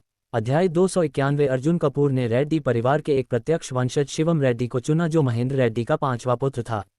हालांकि वह रेड्डी परिवार में बहुत सक्रिय था और अक्सर अपनी क्षमता दिखाने की कोशिश करता था, लेकिन वह असल में एक निकम्मा था और उसमें कोई योग्यता नहीं थी। शिवम रेड्डी कई वर्षों से रेड्डी कैपिटल ग्रुप के महाप्रबंधक पद पर नजर गड़ाए हुए था। वह अक्सर अपने पिता के कान भरता था कि जगदीश बैनर्जी, जो एक बाहरी व्यक्ति था, बहुत बुरा था और उसे हटाकर खुद उसकी जगह लेनी चाहिए। लेकिन दुर्भाग्य से बीते वर्षों में जगदीश बैनर्जी का काम काफ़ी प्रभावशाली था और महेंद्र रेड्डी ने शिवम रेड्डी को जगदीश बैनर्जी की जगह देने से इनकार कर दिया। यदि शिवम रेड्डी, जो एक निकम्मा था, सच में रेड्डी कैपिटल ग्रुप का महाप्रबंधक बन जाए तो उसे अपने हाल पर छोड़ देना ही सही होगा। तब जगदीश बैनर्जी के करीबी लोग निश्चित रूप से कंपनी से निकाल दिए जाएंगे। यदि इतने सारे विशेषज्ञ हटा दिए गए तो रेड्डी कैपिटल ग्रुप केवल एक कागजी महल बनकर रह जाएगा। संभावना है कि मैं थोड़ी सी कोशिश में ही रेड्डी कैपिटल ग्रुप को पूरी तरह गिरा सकता हूं। हालांकि अगर मुझे शिवम रेड्डी का उपयोग करना है तो अर्जुन कपूर को खुद सामने नहीं आना चाहिए। ये सोचकर अर्जुन कपूर ने वैदेही देशमुख से संपर्क किया, एक शीर्ष बॉस के रूप में जिनका हैदराबाद में अच्छा प्रभाव था। उनकी पहुंच मेरी तुलना में कहीं अधिक थी क्योंकि मैं हाल ही में यहां आया था। वैदेही जी, क्या आपके कोई ऐसे मित्र हैं जो शिवम रेड्डी को जानते हो और उन पर भरोसा किया जा सके? हाँ, लेकिन यह व्यक्ति रेड्डी परिवार के बहुत करीबी नहीं होना चाहिए। ये बेहतर होगा कि वह तटस्थ हो या फिर रेड्डी परिवार से उसका संबंध अच्छा ना हो। जब कॉल जुड़ी तो अर्जुन कपूर ने पूछा, शिवम रेड्डी का कोई दोस्त और भरोसेमंद? वैदेही देशमुख सोच में पड़ गई। काफ़ी देर बाद वैदेही देशमुख को अचानक एक बात याद आई। एक है, वह शिवम रेड्डी से काफ़ी परिचित है और उसे अच्छी तरह जानती भी है। लेकिन अचानक बॉस अर्जुन इस व्यक्ति को क्यों ढूंढना चाहते हैं? वैदेही देशमुख को कुछ संदेह हुआ। आखिर बॉस अर्जुन ने ये सवाल क्यों किया? मुझे उससे कुछ काम लेना है और कुछ जानकारी शिवम रेड्डी तक पहुंचानी है, लेकिन बिना हमें उजागर किए। अर्जुन कपूर ने रहस्यमय तरीके से जवाब दिया, समझ गई, मैं अभी उससे संपर्क करती हूँ। लेकिन अगर आप उससे मदद मांग रहे हैं तो शायद आपको कुछ मेहनताने के रूप में भुगतान करना पड़ेगा। वैदेही देशमुख ने कहा, यह तो स्वाभाविक है। अर्जुन कपूर ने सिर हिलाया। किसी से सहायता लेना और बदले में कुछ मेहनताना देना उचित था। कुछ मिनटों के बाद वैदेही देशमुख ने अर्जुन कपूर को जवाब दिया, बॉस अर्जुन, उसने मान लिया है। मैं आपको थोड़ी देर में उसका संपर्क विवरण दे दूंगी ताकि आप खुद उससे बात कर सकें। ठीक है, अर्जुन कपूर ने सिर हिलाया। जहां तक मेहनताने की बात है, यह आपके लिए कोई बड़ी बात नहीं है। उसने सुना कि आप टिवोली ग्रुप इंडिया मुख्यालय के उपाध्यक्ष हैं, तो उसने आपसे वहां के एक सीमित संस्करण के गहने को दिलाने का अनुरोध किया है, जिसे उसने पहले देखा था। अंततः वैदेही देशमुख ने दोनों पक्षों के बीचते हुए मेहनताने के बारे में बताया। एक हार, ये तो और भी आसान है। अर्जुन कपूर तुरंत सहमत हो गए। एक उपाध्यक्ष के रूप में टिवोली ग्रुप इंडिया मुख्यालय से एक सीमित संस्करण का गहना प्राप्त करना उनके लिए बस एक आदेश देने जितना आसान था। कुछ सेकंड बाद अर्जुन कपूर को उस व्यक्ति का संपर्क विवरण मिला और उन्होंने उससे संपर्क किया। वह तन्वी मल्होत्रा थी, जो हैदराबाद की एक अमीर महिला थी। वैदेही देशमुख पहले ही उससे बात कर चुकी थी और जब दोनों पक्षों ने एक दूसरे को थोड़ा जाना तो अर्जुन कपूर ने उसे एक कार्य सौंप दिया। बॉस अर्जुन, बस मुझ पर भरोसा रखिए। तन्वी मल्होत्रा ने आत्मविश्वास से भरोसा दिलाया। फोन रखने के बाद तन्वी मल्होत्रा तुरंत हरकत में आ गई। अर्जुन कपूर आराम से सोफे पर बैठ गए। तन्वी मल्होत्रा की खबर का इंतजार करने लगे। उन्होंने पहले ही चारा फेंक दिया था, अब बस शिवम रेड्डी को उसे निगलने का इंतजार था। कुछ मिनटों बाद तन्वी मल्होत्रा ने उसी विला क्षेत्र में स्थित शिवम रेड्डी के घर की घंटी बजाई। जब नौकरानी ने दरवाजा खोला तो तन्वी मल्होत्रा ने देखा कि शिवम रेड्डी और उसकी पत्नी दोनों घर पर थे और वह मन ही मन मुस्कुराए। अब वह बॉस अर्जुन की योजना के अनुसार काम कर सकती थी। शुरुआत में तन्वी मल्होत्रा ने बस शिवम रेड्डी को हल्का सा सिर झुकाकर अभिवादन किया और सीधे बात नहीं की।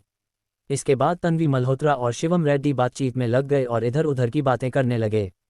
बातचीत के दौरान तन्वी मल्होत्रा ने अचानक ये जिक्र किया कि जगदीश बैनर्जी ने रेड्डी कैपिटल ग्रुप का नेतृत्व करते हुए राणा ग्रुप पर हमला किया, लेकिन उसे अरबों का नुकसान हुआ। क्या क्या सच में ऐसा हुआ? तन्वी मल्होत्रा को इस बारे में कुछ कहने की जरूरत नहीं पड़ी। शिवम रेड्डी जो मछलियों को खाना खिला रहा था खुद ही उसके पास आ गया। ये सच है या झूठ? शिवम रेड्डी ने अविश्वास में पूछा। बिल्कुल सच है, बहुत से लोगों को ये खबर है। आप तो रेड्डी परिवार के सदस्य हैं, आपको ये कैसे नहीं पता? तन्वी मल्होत्रा ने अत्यंत आश्चर्य से दिखावा किया। मैं पिछले 2 दिनों से घर पर ही था और बाहरी दुनिया से ज्यादा संपर्क नहीं किया। सच में नहीं जानता, बताएं आखिर क्या हुआ? शिवम रेड्डी ने सिर हिलाया। ठीक है श्री रेड्डी, बात यह है। इसके बाद तन्वी मल्होत्रा ने शिवम रेड्डी को पूरी घटना विस्तार से बताई। शिवम रेड्डी ने यह सुनकर क्रोध से उबल पड़ा।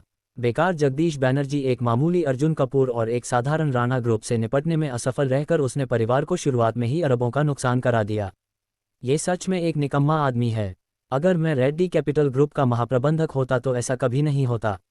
मैंने अपने पिता को कई बार समझाया कि जगदीश बैनर्जी एक बाहरी व्यक्ति है और उस पर भरोसा नहीं किया जा सकता, लेकिन मेरे पिता मेरी बात मानने को तैयार ही नहीं है। शिवम रेड्डी जितना सोचता गया उतना ही अधिक क्रोधित होता गया और वह अर्जुन कपूर और राणा ग्रुप वे हमारे रेड्डी परिवार के खिलाफ जाने की हिम्मत कर रहे हैं। वे सच में अपनी मौत को बुलावा दे रहे हैं।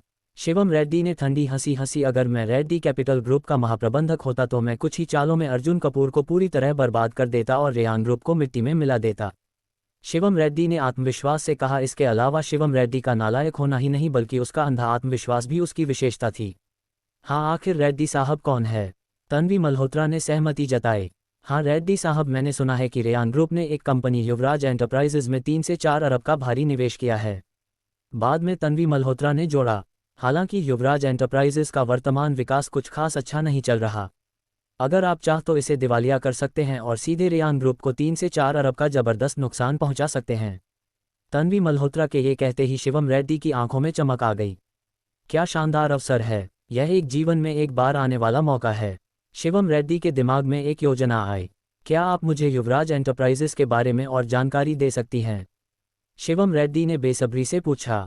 तन्वी मल्होत्रा ने उसे ठीक वही बताया जो अर्जुन कपूर ने पहले ही उसे बताया था। सारी जानकारी जानने के बाद शिवम रेड्डी इतना उत्साहित हो गया कि उसका शरीर हल्का सा कांपने लगा। भगवान की कृपा देखो, भगवान ने खुद मुझे इतना शानदार मौका दे दिया। शिवम रेड्डी ने मुट्ठी भीते हुए कहा, मानो वह अब कोई बड़ा कदम उठाने जा रहा हो।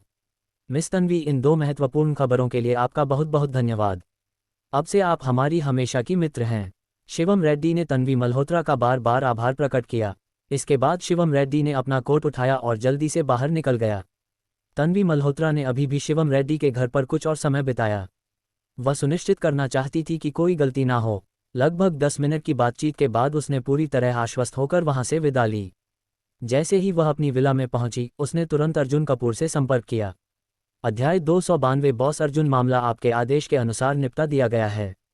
शिवम रेड्डी ने कदम उठाया। अर्जुन कपूर ने उत्सुकता से पूछा, हाँ मी अर्जुन, और वह आधे घंटे पहले ही निकल चुका है। तन्वी मल्होत्रा ने जवाब दिया, बहुत अच्छा बहुत अच्छा बहुत अच्छा मिस तन्वी, आपने शानदार काम किया। जो लिमिटेड एडिशन ज्वेलरी आपको चाहिए वह जल्द ही आपको मिल जाएगी। अर्जुन कपूर ने मुस्कुराते हुए कहा। मछली फंस चुकी थी। जो कुछ भी तन्वी मल्होत्रा ने कहा और किया वह सब कुछ पहले से ही अर्जुन कपूर द्वारा योजनाबद्ध और व्यवस्थित किया गया था। तन्वी मल्होत्रा तो बस एक अभिनेत्री थी और अर्जुन कपूर इस पूरे नाटक के निर्देशक थे। शिवम रेड्डी चारा निगल चुका था। बेशक अर्जुन कपूर का चारा कोई छोटा नहीं था, ये 3 से 400 करोड़ का था, लेकिन अर्जुन कपूर ने इस चारे का उपयोग रेड्डी कैपिटल ग्रुप को गिराने के लिए किया, जिससे उसे भारी लाभ हुआ। अर्जुन कपूर के अनुमान के अनुसार विला से निकलने के बाद शिवम रेड्डी ने युवराज एंटरप्राइजेस पर हमला कर दिया। युवराज एंटरप्राइजेस पहले से ही संकट में था और शिवम रेड्डी की इस छेड़छाड़ के कारण वह पूरी तरह से ढह गया।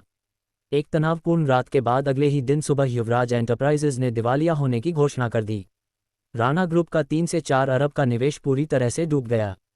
इस सफलता के साथ शिवम रेड्डी तुरंत रेड्डी परिवार की हवेली की ओर दौड़ा ताकि अपने इस उपलब्धि का श्रेय ले सके। इस समय महेंद्र रेड्डी अभी अभी उठे ही थे और शिवम रेड्डी जल्दी से अंदर घुस आया और घोषणा कर दी कि उसने राणा ग्रुप को 100 करोड़ से अधिक का नुकसान पहुंचाया है। शिवम रेड्डी हमेशा की तरह अपने कारनामे को बढ़ा चढ़ाकर पेश करने के नियम पर चलते हुए राणा ग्रुप के नुकसान को दोगुना करके बताया। महेंद्र, क्या तुम सच कह रहे हो? महेंद्र रेड्डी को विश्वास नहीं हुआ। आखिरकार कल ही जगदीश बैनर्जी की वजह से कंपनी को कई अरब का नुकसान हुआ था और वह भी तब जब रेड्डी कैपिटल ग्रुप फायदे की स्थिति में था। लेकिन अब उसका बेटा आकर दावा कर रहा था कि उसने राणा ग्रुप को 100 करोड़ से ज़्यादा का नुकसान पहुंचाया। इस तुलना में शिवम रेड्डी की सफलता और भी बड़ी लगने लगी। बिल्कुल पिताजी, शिवम रेड्डी ने सिर हिलाते हुए कहा और युवराज एंटरप्राइजेस की पूरी घटना बताई। महेंद्र रेड्डी ने इस बात की पुष्टि के लिए किसी को भेजा और पता चला कि जानकारी सही थी।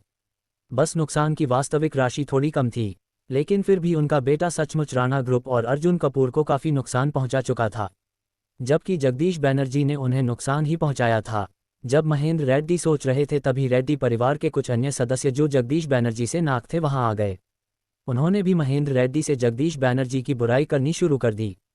अब महेंद्र रेड्डी का पहले से ही हिल चुका विश्वास और भी अधिक डगमगा गया। ठीक है, अगर हम जगदीश बैनर्जी को हटा भी दें तो रेड्डी कैपिटल ग्रुप जैसे महत्वपूर्ण व्यवसाय को किसे सौंपेंगे? तुम में से कौन इसे संभाल सकता है और कौन राणा ग्रुप से मुकाबला कर सकता है? महेंद्र रेड्डी ने परिवार के अन्य वंशजों से पूछा। भाई शंकर को सौंप दो। पिताजी, अभी अभी तो भाई शंकर ने राणा ग्रुप को 100 करोड़ का नुकसान पहुंचाया है और उसने अपनी क्षमता साबित कर दी है। अगर रेड्डी कैपिटल ग्रुप भाई शंकर को सौंपा जाए तो ये सही निर्णय होगा। उनके नेतृत्व में कंपनी आसानी से राणा ग्रुप को हराने में सक्षम होगी। रेड्डी परिवार के कई लोगों ने इस विचार का समर्थन किया। बीती रात शिवम रेड्डी केवल युवराज एंटरप्राइजेस को बर्बाद करने में ही नहीं लगा था, बल्कि उसने रेड्डी परिवार के अन्य वंशजों से संपर्क कर उन्हें भी अपनी तरफ कर लिया था। अब जब इन सभी ने शिवम रेड्डी का समर्थन किया और राणा ग्रुप को नुकसान पहुंचाने के उनके कारनामे की सराहना की तो महेंद्र रेड्डी का दिल भी थोड़ा नरम पड़ गया। पिताजी, कृपया मुझ पर विश्वास करें। दादाजी, चाचा जी बहुत अच्छा कर रहे हैं। शिवम रेड्डी के इशारे पर परिवार के अन्य सदस्य फिर से महेंद्र रेड्डी से अनुरोध करने लगे। ठीक है, मैंने फैसला कर लिया है कि जगदीश बैनर्जी को रेड्डी कैपिटल ग्रुप के महाप्रबंधक के पद से हटा दिया जाए और शिवम रेड्डी को अस्थायी रूप से इस पद का कार्यभार सौंपा जाए। इतने सारे परिवारजनों के अनुरोध और दबाव के बाद और पहले से ही जगदीश बैनर्जी से असंतुष्ट महेंद्र रेड्डी ने तुरंत निर्णय ले लिया। पिताजी, आपके विश्वास के लिए धन्यवाद। बस देखते जाएं, मैं आपको कभी निराश नहीं करूंगा, शिवम रेड्डी ने गर्व से कहा और उत्साहित हो गया। इसके बाद शिवम रेड्डी अपने कुछ लोगों को लेकर रेड्डी कैपिटल ग्रुप की ओर निकल पड़ा। इस समय रेड्डी कैपिटल ग्रुप में जगदीश बैनर्जी अपने भरोसेमंद अधिकारियों जो कंपनी के सबसे अनुभवी लोग थे के साथ एक बैठक कर रहा था, जिसमें अर्जुन कपूर के खिलाफ रणनीति पर चर्चा हो रही थी। जगदीश बैनर्जी और उनकी टीम पूरी रात नहीं सोई थी और उन्होंने आखिरकार एक शानदार योजना तैयार कर ली थी जिसकी सफलता की संभावना बहुत अधिक थी। एक बार यह योजना लागू हो जाए तो मैं देखना चाहता हूं कि अर्जुन कपूर उस पर कैसे प्रतिक्रिया देता है। जगदीश बैनर्जी ने उत्तेजित होकर कहा, इस बार हमें अपनी पिछली हार का बदला लेना ही है और अर्जुन कपूर को भारी कीमत चुकानी पड़ेगी। जगदीश बैनर्जी के सहयोगी भी योजना को लेकर पूरी तरह से आत्मविश्वास से भरे हुए थे, लेकिन इससे पहले कि जगदीश बैनर्जी अपनी योजना को अमल में लाने की घोषणा करता, शिवम रेड्डी और उसके लोग अंदर घुस आए और महेंद्र रेड्डी का आदेश सुनाया। नौकरी से निकाले जाने की खबर सुनते ही जगदीश बैनर्जी हक्का बक्का रह गया और घबराहट में गिर पड़ा। सब कुछ खत्म हो गया, रेड्डी कैपिटल ग्रुप बर्बाद होने वाला है, जगदीश बैनर्जी ने हताशा से बुदबुदाया। उसका चेहरा पीला पड़ गया। वह जानता था कि शिवम रेड्डी किस तरह का निकम्मा और निकृष्ट व्यक्ति है। अगर इस तरह के व्यक्ति को रेड्डी कैपिटल ग्रुप की कमान सौंप दी गई और उसे अर्जुन कपूर जैसे कठिन प्रतिद्वंदी से निपटना पड़ा तो यह निश्चित हार होगी। अर्जुन कपूर, तुम जीत गए, जगदीश बैनर्जी ने लंबी सांस लेते हुए कहा। तुमने क्या कहा? शिवम रेड्डी ने गुस्से में दांत पीसते हुए पूछा, ये देखकर कि जगदीश बैनर्जी उसे कितना तुच्छ समझ रहा था। उसका गुस्सा और भी बढ़ गया। इसे यहां से निकाल दो, शिवम रेड्डी ने सीधा आदेश दिया और अपने आदमियों को हारे हुए जगदीश बैनर्जी को बाहर निकालने के लिए कह दिया। तुम लोग क्या कर रहे हो? शिवम रेड्डी ने वहां खड़े जगदीश बैनर्जी के वफादार अधिकारियों से सख्त लहजे में पूछा। महाप्रबंधक, ये वह योजना है जिसे श्रीमान जगदीश ने पूरी रात जागकर तैयार किया था ताकि अर्जुन कपूर पर जवाबी हमला किया जा सके। कृपया इसे एक बार देख लीजिए। जगदीश बनर्जी के एक विश्वासपात्र सहयोगी ने शिवम रेड्डी को वह दस्तावेज सौंपा जिस पर उन्होंने इतनी मेहनत की थी। जगदीश बनर्जी ने इसे तैयार किया है। ये किस तरह की बकवास है? शिवम रेड्डी ने एक नज़र भी नहीं डाली और बिना सोचे समझे रेड्डी कैपिटल ग्रुप की अंतिम जीवन रेखा को पास के कूड़ेदान में फेंक दिया। अध्याय 293। इस तरह रेड्डी कैपिटल ग्रुप ने खुद को बचाने का आखिरी और एकमात्र मौका गंवा दिया। और तुम सभी जगदीश बनर्जी के वफादार हो। फैन ना शिवम रेड्डी ने फिर से कॉन्फ्रेंस रूम में मौजूद सभी लोगों की ओर देखा। जो भी काम कर रहे हो उसे अभी रोक दो और अपने ऑफिस में जाकर नए निर्देशों का इंतजार करो, शिवम रेड्डी ने आदेश दिया। जैसे ही वे सभी जगदीश बनर्जी के लोग वहां से निकले, शिवम रेड्डी के चेहरे पर कुटिल मुस्कान आ गई। वह इनमें से किसी को नहीं रखेगा। इन लोगों को बाहर निकालने के बाद वह अपने ही लोगों को वहां बिठाएगा। इसके बाद शिवम रेड्डी ने रेड्डी कैपिटल ग्रुप में कई बदलाव शुरू किए। ज़्यादा समय नहीं बीता कि अर्जुन कपूर को रेड्डी कैपिटल ग्रुप से खबर मिली। अर्जुन कपूर ने एक ठंडी मुस्कान दी। योजना बिल्कुल सही दिशा में जा रही है। शुरू से ही तन्वी मल्होत्रा ने वह खबर शिवम रेड्डी तक पहुंचाई थी और उसके बाद की सारी घटनाएं अर्जुन कपूर की सोची समझी योजना का हिस्सा थी। चाहे रियान ग्रुप को 3 से 4 अरब का नुकसान हुआ हो, वह भी अर्जुन कपूर की सोची समझी चाल थी ताकि शिवम रेड्डी को कोई उपलब्धि हासिल करने का मौका ही ना मिले। क्या महेंद्र रेड्डी वास्तव में इस निकम्मे इंसान को रेड्डी कैपिटल ग्रुप सौंप देंगे? सिर्फ 3 से 4 अरब के मामूली चारे से अर्जुन कपूर ने पूरे रेड्डी कैपिटल ग्रुप को दिवालिया होने के कगार पर ला दिया था। अब जब यह निकम्मा व्यक्ति ग्रुप में बड़े बदलाव करेगा तब अर्जुन कपूर को बस हल्का सा धक्का देना होगा और पूरा रेड्डी कैपिटल ग्रुप खत्म हो जाएगा। रेड्डी कैपिटल ग्रुप रेड्डी परिवार का सबसे अहम व्यापार था। इसके बिना रेड्डी परिवार को भारी नुकसान झेलना पड़ेगा। अभी इस समय अर्जुन कपूर की नज़रों में रेड्डी कैपिटल ग्रुप आधा मृत व्यापार बन चुका था। नाश्ते के बाद अर्जुन कपूर वायुपंत सुपरकार एसोसिएशन जाने वाला था, लेकिन तभी दया पटेल का फ़ोन आ गया। जीजू, मैंने अभी पापा का फ़ोन रिसीव किया। पापा देश वापस आ गए हैं। जैसे ही यह बात सुनाई दी, पटेल ने अर्जुन कपूर को एक बड़ी खबर दे दी। अंकल वापस आ गए। अर्जुन कपूर तुरंत गंभीर हो गया। क्या इसका मतलब है कि मेरा कठिन ससुर अब हैदराबाद आ सकता है? हाँ जीजू, दया पटेल ने पुष्टि की।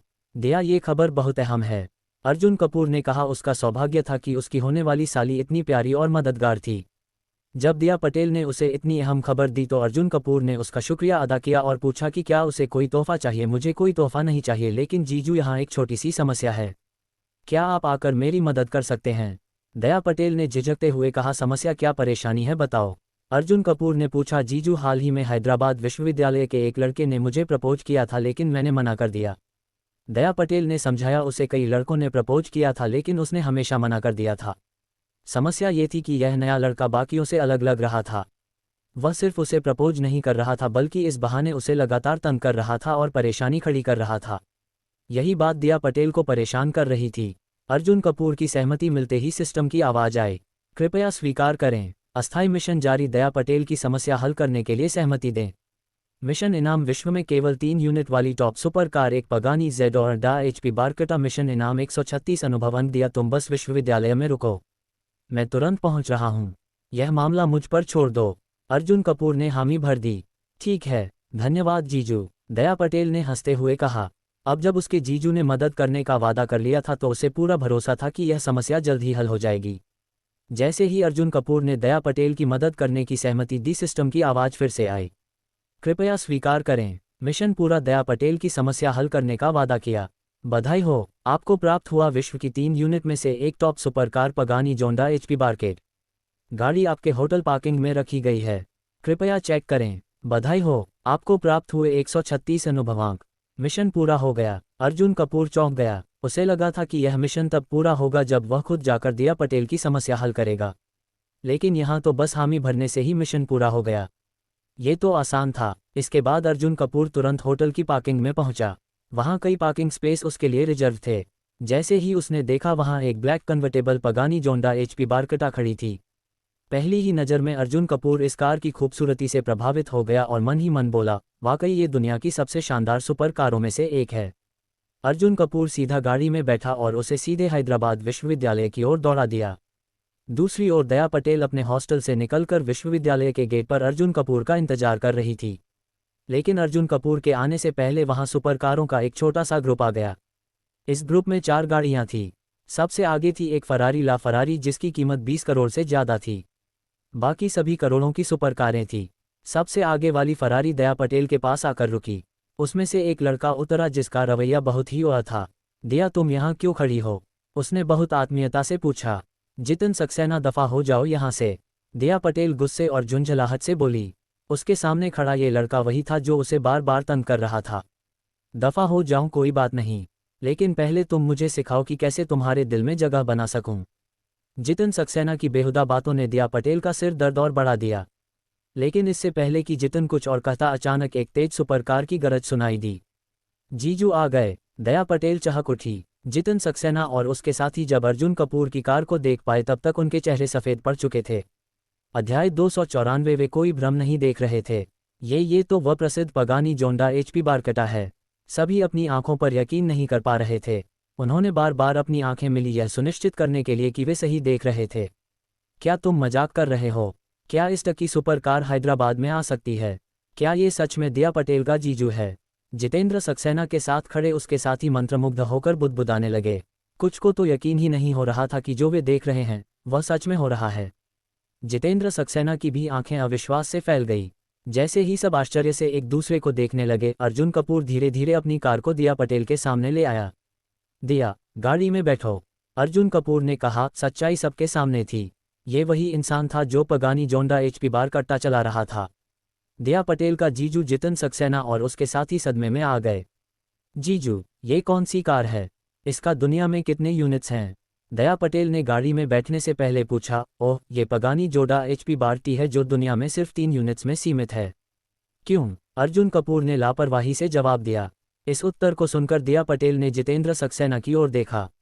हालांकि मुझे गाड़ियों की ज़्यादा जानकारी नहीं है, लेकिन मेरे जीजू की गाड़ी तुम्हारी फरारी लाफा से तो कहीं बेहतर है। याद है, अभी अभी किसी ने कहा था कि अगर जीजू की गाड़ी ज़्यादा दमदार हुई तो वह घुटनों पर बैठकर दादा बोलेगा। जितेंद्र सक्सेना के दिमाग में अचानक उसकी खुद की कही हुई बात कौंध गई। उसका चेहरा तुरंत लाल हो गया और वह बेहद शर्मिंदा हो गया। वह सोच भी नहीं सकता था कि दया पटेल का जीजू इतना अमीर और ताकतवर होगा कि वह एक पगानी जोंडा HP बारकटा चला रहा होगा। उसके बाकी साथी भी सिर झुकाकर खड़े हो गए। वे अब जितिन की ओर देखने की हिम्मत भी नहीं जुटा पा रहे थे क्योंकि यह बहुत शर्मनाक स्थिति थी। हम हैं तो बस एक पगानी ही ना, इसमें कौन सी बड़ी बात है? जितेंद्र सक्सेना ने अपनी बची खुची शान बचाने के लिए घमंड में कहा। इस समय अर्जुन कपूर ने भी अंदाजा लगा लिया कि यह वही लड़का है जो दया पटेल को परेशान कर रहा था। अर्जुन कपूर ने गाड़ी पार्क की और जितेंद्र सक्सेना की ओर बढ़ा। मुझे नहीं पता कि तुम दया के करीब आने की कोशिश क्यों कर रहे हो, लेकिन उसने साफ कर दिया है कि वह तुम्हें पसंद नहीं करती। उम्मीद करता हूं कि तुम्हें कुछ समझदारी आएगी और आगे से दया से दूर रहोगे। अर्जुन कपूर ने उसे सख्त लहजे में चेतावनी दी। तुम कौन होते हो मुझे ये सब कहने वाले? जितेंद्र सक्सेना ने अहंकार से कहा। और हाँ, अपनी नाक मत घुसे मेरी जिंदगी में। इतना कहते हुए जितेंद्र सक्सेना ने अर्जुन कपूर के चेहरे पर हाथ रखने की कोशिश की, लेकिन अर्जुन कपूर ने बिना समय गंवाए उसे जोरदार थप्पड़ जड़ दिया। चेताक एक तेज आवाज गूंज उठी। जितेंद्र सक्सेना का चेहरा लाल पड़ गया। उसके गालों पर अर्जुन कपूर की उंगलियों के निशान साफ दिख रहे थे।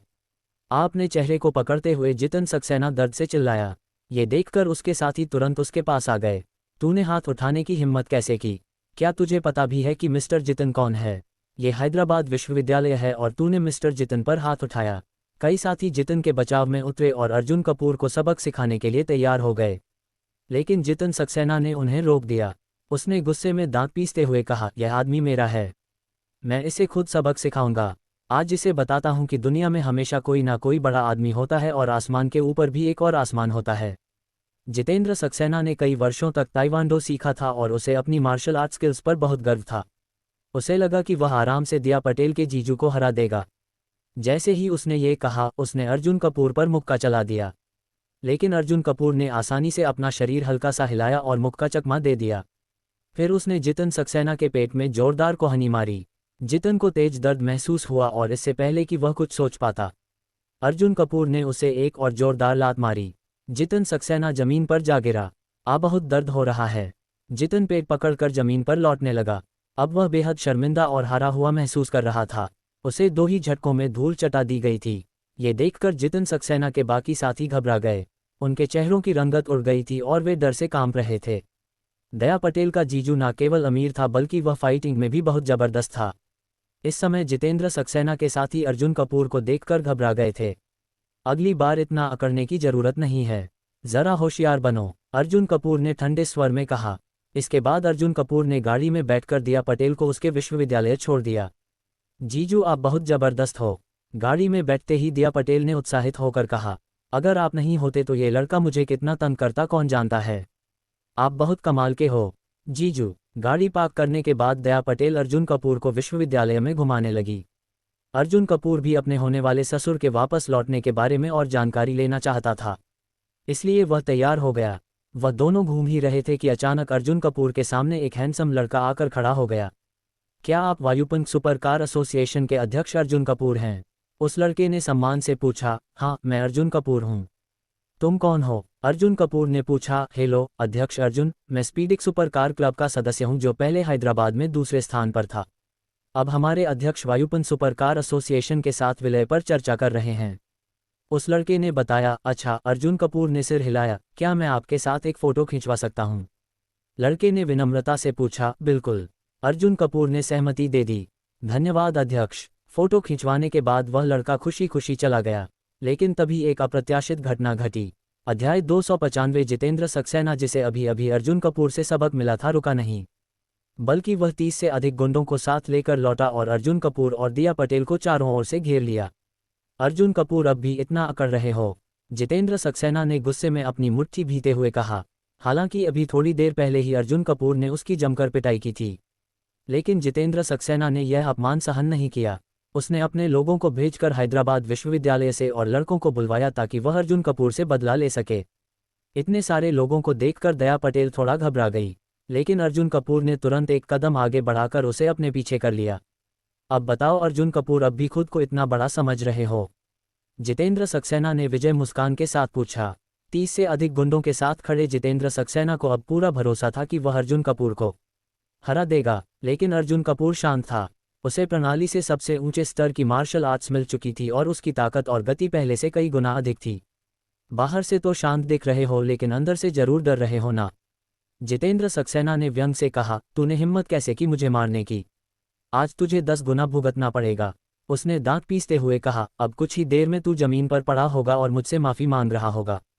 जितेंद्र सक्सेना ने अहंकार से कहा। तुझे यह आत्मविश्वास किसने दिया? सिर्फ इसलिए कि तेरे पास ज्यादा लोग हैं?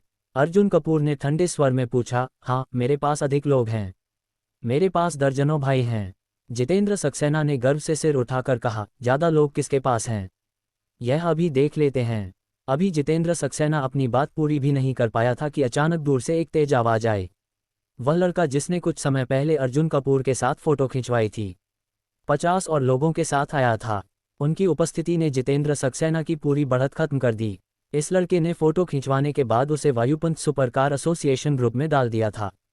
जैसे ही इस खबर के बारे में बाकी सदस्यों को पता चला, जो हैदराबाद विश्वविद्यालय के छात्र भी थे, उन्होंने तुरंत अर्जुन कपूर से मिलने की योजना बनाई। संयोग से उन्होंने जितेंद्र सक्सेना की इस हरकत के बारे में सुन लिया और अपने भाइयों को इकट्ठा कर लिया। वे सभी कभी हैदराबाद में पहले स्थान पर रहे स्पीडिक सुपरकार क्लब के सदस्य रह चुके थे और उनका रुतबा जितेंद्र सक्सेना से कहीं अधिक था। नमस्ते अध्यक्ष, नमस्ते अध्यक्ष, नमस्ते अध्यक्ष। अर्जुन कपूर के सामने पहुंचते ही इन सभी सदस्यों ने एक साथ झुककर उसे प्रणाम किया। उनकी आवाज़ इतनी ऊंची थी कि पूरा माहौल गूंज उठा। ये दृश्य देखकर जितेंद्र सक्सेना के चेहरे का रंग उड़ गया।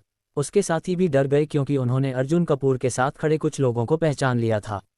कुछ ही सेकंड में जितेंद्र सक्सेना के अधिकतर गुंडे भाग खड़े हुए। वे सभी हैदराबाद विश्वविद्यालय के छात्र थे और पहले केवल मौज मस्ती के लिए जितेंद्र सक्सेना के साथ थे, लेकिन जब उन्हें लगा कि यहाँ उनकी पिटाई हो सकती है तो वे तुरंत भाग गए। अब जितेंद्र सक्सेना के पास केवल कुछ गिने चुने लोग ही बचे थे। अब शिकार जितेंद्र सक्सेना और उसके साथी बन गए थे। अब भी तुझे लगता है कि तेरे पास ज्यादा लोग हैं? अर्जुन कपूर ने ठंडे स्वर में पूछा। तू जितेंद्र सक्सेना की आवाज़ कांपने लगी।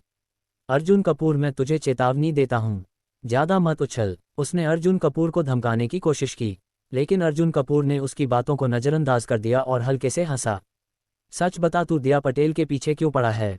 तुझे वाकई में वह पसंद है या किसी ने तुझे ऐसा करने के लिए कहा है? अर्जुन कपूर ने उसे घूरते हुए पूछा। क्या क्या बकवास कर रहा है तू? जितेंद्र सक्सेना थोड़ी देर चुप रहा, फिर बोला। बोल, तुझे किसी ने भेजा है ना? अर्जुन कपूर ने और दबाव बनाया। क्या हुआ? अर्जुन कपूर डर गया। अब भागने के बहाने ढूंढ रहा है। जितेंद्र सक्सेना फिर से घमंड दिखाने लगा। लेकिन तभी अर्जुन कपूर ने अपने पीछे खड़े स्पीडिक सुपर कार क्लब के सदस्यों को इशारा किया। इसे सिखाओ कि जुबान कैसे संभाली जाती है। समझ गया अध्यक्ष, ये हमारे ऊपर छोड़ दो। फिर क्या था, कई सदस्यों ने जितेंद्र सक्सेना को पकड़ लिया और उस पर ताबड़तोड़ थप्पड़ बरसाने लगे। कुछ ही देर में जितेंद्र सक्सेना की नाक से खून बहने लगा और उसका चेहरा सूज गया। भाई अर्जुन, पिता अर्जुन, दादा अर्जुन, गलती हो गई। जितेंद्र सक्सेना ने घुटनों पर बैठकर माफी मांगनी शुरू कर दी। अब उसे एहसास हो गया था कि उसने कितना बड़ा गलत निर्णय लिया था। अगर उसे पहले पता होता कि अर्जुन कपूर इतना ताकतवर है तो वह कभी भी उस आदमी के खिलाफ जाने की हिम्मत नहीं करता। बता, तुझे किसने भेजा था? अर्जुन कपूर ने कड़कते हुए पूछा। जयंत रेड्डी। जितेंद्र सक्सेना ने कांपते हुए जवाब दिया। रेड्डी परिवार का जयंत रेड्डी। अर्जुन कपूर ने धीमे स्वर में दोहराया। और हाँ, वह यामिनी रेड्डी का भाई भी है। जितेंद्र सक्सेना ने और जानकारी दी। अब सारी बातें साफ हो गई। जयंत रेड्डी ने जितेंद्र सक्सेना को दिया पटेल को परेशान करने के लिए भेजा था ताकि वह अर्जुन कपूर को गुस्से में बाहर बुला सके और फिर उससे बदला ले सके। ठीक उसी समय प्रणाली से एक नया कार्य मिला। डिंग अस्थायी कार्य जारी। जयंत रेड्डी को उसी के तरीके से सबक सिखाओ। उसे धोखे से बुलाओ और उसे उसकी गलती का एहसास कराओ। कार्य पुरस्कार तिवारी ग्रुप के 6% शेयर। कार्य पुरस्कार 140 अनुभव अंक। अर्जुन कपूर ने स्क्रीन पर दिख रहे कार्य को देखा और मुस्कुराया। उसे यह कार्य बेहद पसंद आया। अब वह जयंत रेड्डी को उसकी ही चाल में फंसाने वाला था। अध्याय 296। तुरंत जयंत रेड्डी से संपर्क करो और उसे बताओ कि वाघ बाहर आ चुका है और तुमने वाघ को काबू में कर लिया है। उसे जल्दी यहाँ बुलाओ। अर्जुन कपूर ने आदेश दिया। वह सांप को बिल से बाहर निकालना चाहता था। जितेंद्र सक्सेना थोड़ी देर के लिए झिझका। जयंत रेड्डी को धोखा देने का मतलब था और वह इसे करने में हिचकिचा रहा था।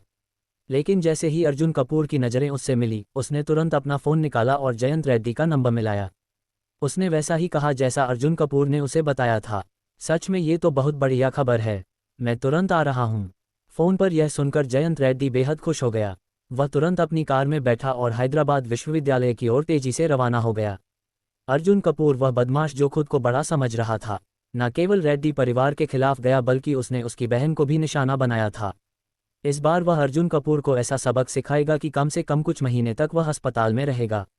20 मिनट बाद जयंत रेड्डी अपनी कार से उत्साहित होकर विश्वविद्यालय के गेट पर पहुंचा। जितेंद्र सक्सेना पहले से ही वहां उसका इंतजार कर रहा था। तेरा ये क्या हाल हो गया? जयंत रेड्डी ने जितेंद्र सक्सेना को सूजे हुए चेहरे और चोटों के साथ देखा और हैरान रह गया। मास्टर रेड्डी, अर्जुन कपूर काफ़ी तेज निकला। मैं उससे लड़ते समय गलती से यह चोट खा बैठा, लेकिन कोई चिंता नहीं, अर्जुन कपूर अब हमारे कब्जे में है। जितेंद्र सक्सेना ने सफाई दी। बहुत बढ़िया, बहुत बढ़िया। जयंत रेड्डी ने जितेंद्र सक्सेना के कंधे पर थपथपाया। चिंता मत कर, मैं तुझे इनाम दूंगा। अर्जुन कपूर कहाँ है? जयंत रेड्डी ने उत्सुकता से पूछा। बस एहतियात के तौर पर उसे पास के एक विला में रखा गया है। मास्टर रेड्डी, कृपया मेरे साथ आइए। जितेंद्र सक्सेना ने उसे रास्ता दिखाया। अच्छा। जयंत रेड्डी जोश से भर गया। अर्जुन कपूर, देखता हूँ अब तू क्या करता है। आज तुझे बहुत दर्द सहना पड़ेगा।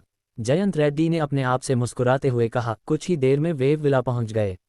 जैसे ही उन्होंने प्रवेश किया, जयंत रेड्डी ने चारों ओर देखा और पाया कि बहुत सारे लोग खड़े थे। सबसे महत्वपूर्ण बात, अर्जुन कपूर आराम से सोफे पर बैठा था। अर्जुन कपूर, आखिरकार मैंने तुझे पकड़ ही लिया। जयंत रेड्डी ने खुशी से कहा। तू रेड्डी परिवार के खिलाफ जाने की हिम्मत करता है, मेरी बहन का अपमान करता है। अब तेरा खेल खत्म, अब तू फंस चुका है। अगर तू मुझसे घुटनों के बल गिरकर माफ़ी मांगे और स्वीकार करे कि तू मेरी बराबरी के लायक नहीं है तो शायद मैं तुझे थोड़ा कम मारूं। शायद तू अस्पताल में कुछ ही दिनों के लिए रहेगा। जयंत रेड्डी को पूरा यकीन था कि वह जीत गया है। बकवास करने से पहले ज़रा अपनी स्थिति देख तो ले, अर्जुन कपूर ने हल्के स्वर में जवाब दिया। क्या जयंत रेड्डी को समझ नहीं आया कि वह क्या कह रहा था?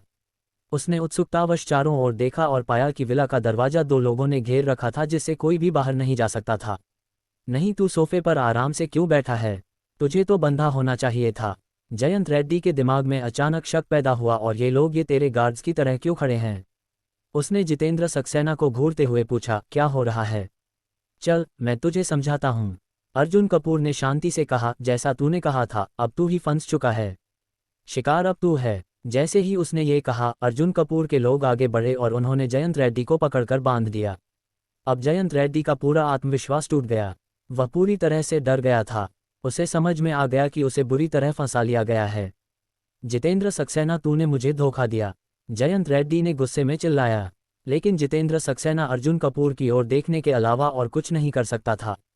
मिस्टर अर्जुन, आपका काम पूरा हो गया। जितेंद्र सक्सेना ने कांपते हुए पूछा। बहुत अच्छा किया, अर्जुन कपूर ने सिर हिलाते हुए कहा। अर्जुन कपूर, तेरा क्या इरादा है? जयंत रेड्डी ने घबराहट में पूछा। क्या लगता है तुझे? तेरी खातिर मैं तुझे अस्पताल में मुफ्त इलाज करवाने भेज रहा हूं, अर्जुन कपूर ने मुस्कुराते हुए कहा। इसके बाद अर्जुन कपूर के लोगों ने जयंत रेड्डी पर जमकर लात भूसे बरसाए। कुछ ही मिनटों में जयंत रेड्डी का बुरा हाल हो गया। उसका एक हाथ भी टूट गया। डिंग अस्थायी कार्य पूरा हुआ। जयंत रेड्डी को उसकी ही चाल में फंसाकर सबक सिखाना। बधाई हो, तिवारी ग्रुप के 6% शेयर प्राप्त हुए। शेयर अधिग्रह अनुबंध आपके अध्ययन कक्ष में रखा गया है। बधाई हो, 140 अनुभव अंक प्राप्त हुए। अर्जुन कपूर ने संतुष्टि से सिर हिलाया। अब वह अपनी योजना पूरी कर चुका था। रेड्डी परिवार को अब अपने फैसलों पर पछताना पड़ेगा। भाई साहब, मैंने आपको मुश्किल में डाल दिया, दया पटेल ने कहा। माफ़ी मांगने की जरूरत नहीं, वह तुझे निशाना बना रहा था, ये तेरी गलती नहीं थी, अर्जुन कपूर ने जवाब दिया। जल्द ही रेड्डी परिवार का सबसे महत्वपूर्ण उद्योग रेड्डी कैपिटल ग्रुप खत्म होने वाला है, और तब वे लोग समझेंगे कि हार का स्वाद कैसा होता है। उसके बाद अर्जुन कपूर हैदराबाद जिले में वापस लौट गया। शाम को ईशा पटेल ने अर्जुन कपूर को डिनर के लिए बुलाया। ठीक है, अर्जुन कपूर ने सहमति दी। शाम को वह नवरंग वेस्टर्न रेस तरह पहुंचा। थोड़ी देर बाद ईशा पटेल भी वहां पहुंच गई। जैसे ही वह बैठी, उसने अर्जुन कपूर से आंखें बंद करने को कहा। अर्जुन कपूर को बहुत जिज्ञासा हुई, लेकिन उसने उसकी बात मानी। कुछ सेकंड बाद ईशा पटेल ने कहा, अब खोलो अपनी आंखें। अर्जुन कपूर ने धीरे धीरे अपनी आंखें खोली और सामने रखे तोहफे को देखकर चौंक गया। अध्याय 297। अर्जुन कपूर के सामने एक सिरेमिक कप रखा था, जिस पर उसकी और ईशा पटेल की तस्वीरें बनी थी। मैंने हाल ही में मिट्टी के बर्तन बनाना सीखा है, लेकिन पेंटिंग में अभी ज़्यादा अच्छी नहीं हूँ, ईशा पटेल ने थोड़ी झिझक के साथ कहा। पहले उसने सोचा था कि अर्जुन कपूर को कौन सा उपहार दे सकती है। महंगे गिफ्ट जैसे लग्जरी घड़ियां और कारें अर्जुन कपूर के पास पहले से थी, और भले ही वह पटेल परिवार की सदस्य थी, वह भी केवल परिवार की एक शाखा संभाल रही थी। उसकी स्थिति इतनी ऊंची नहीं थी कि वह कोई दुनिया की सबसे दुर्लभ चीज़ उसे गिफ्ट कर सके। इसलिए उसने अपने हाथों से कुछ बनाने का फैसला किया, जिससे वह अपने जज्बात जाहिर कर सके। पिछले कुछ दिनों में उसने खुद 2 सिरेमिक कप बनाए, एक अपने लिए और एक अर्जुन कपूर के लिए। ऑफिस के बाद वह इन्हें बनाने में व्यस्त रही। बहुत सुंदर है। जब अर्जुन कपूर को पता चला कि ईशा पटेल ने इसे खुद बनाया है, तो उसने मुस्कुराकर कहा, और तुम्हारे कप के नीचे ये 2 टिक्स किस चीज़ के हैं? अर्जुन कपूर ने आश्चर्य से पूछा। अभी अभी उसने देखा कि उसके कप के नीचे 2 टिक्स रखे थे।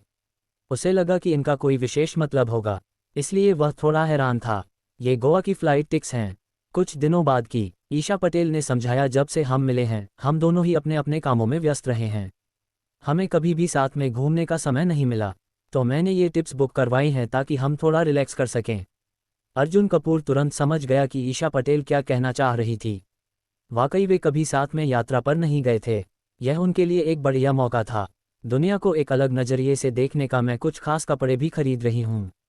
जब अर्जुन कपूर सोच रहा था, ईशा पटेल ने धीरे से उसके कान में फुसफुसाया। अर्जुन कपूर एक पल के लिए चौंक गया।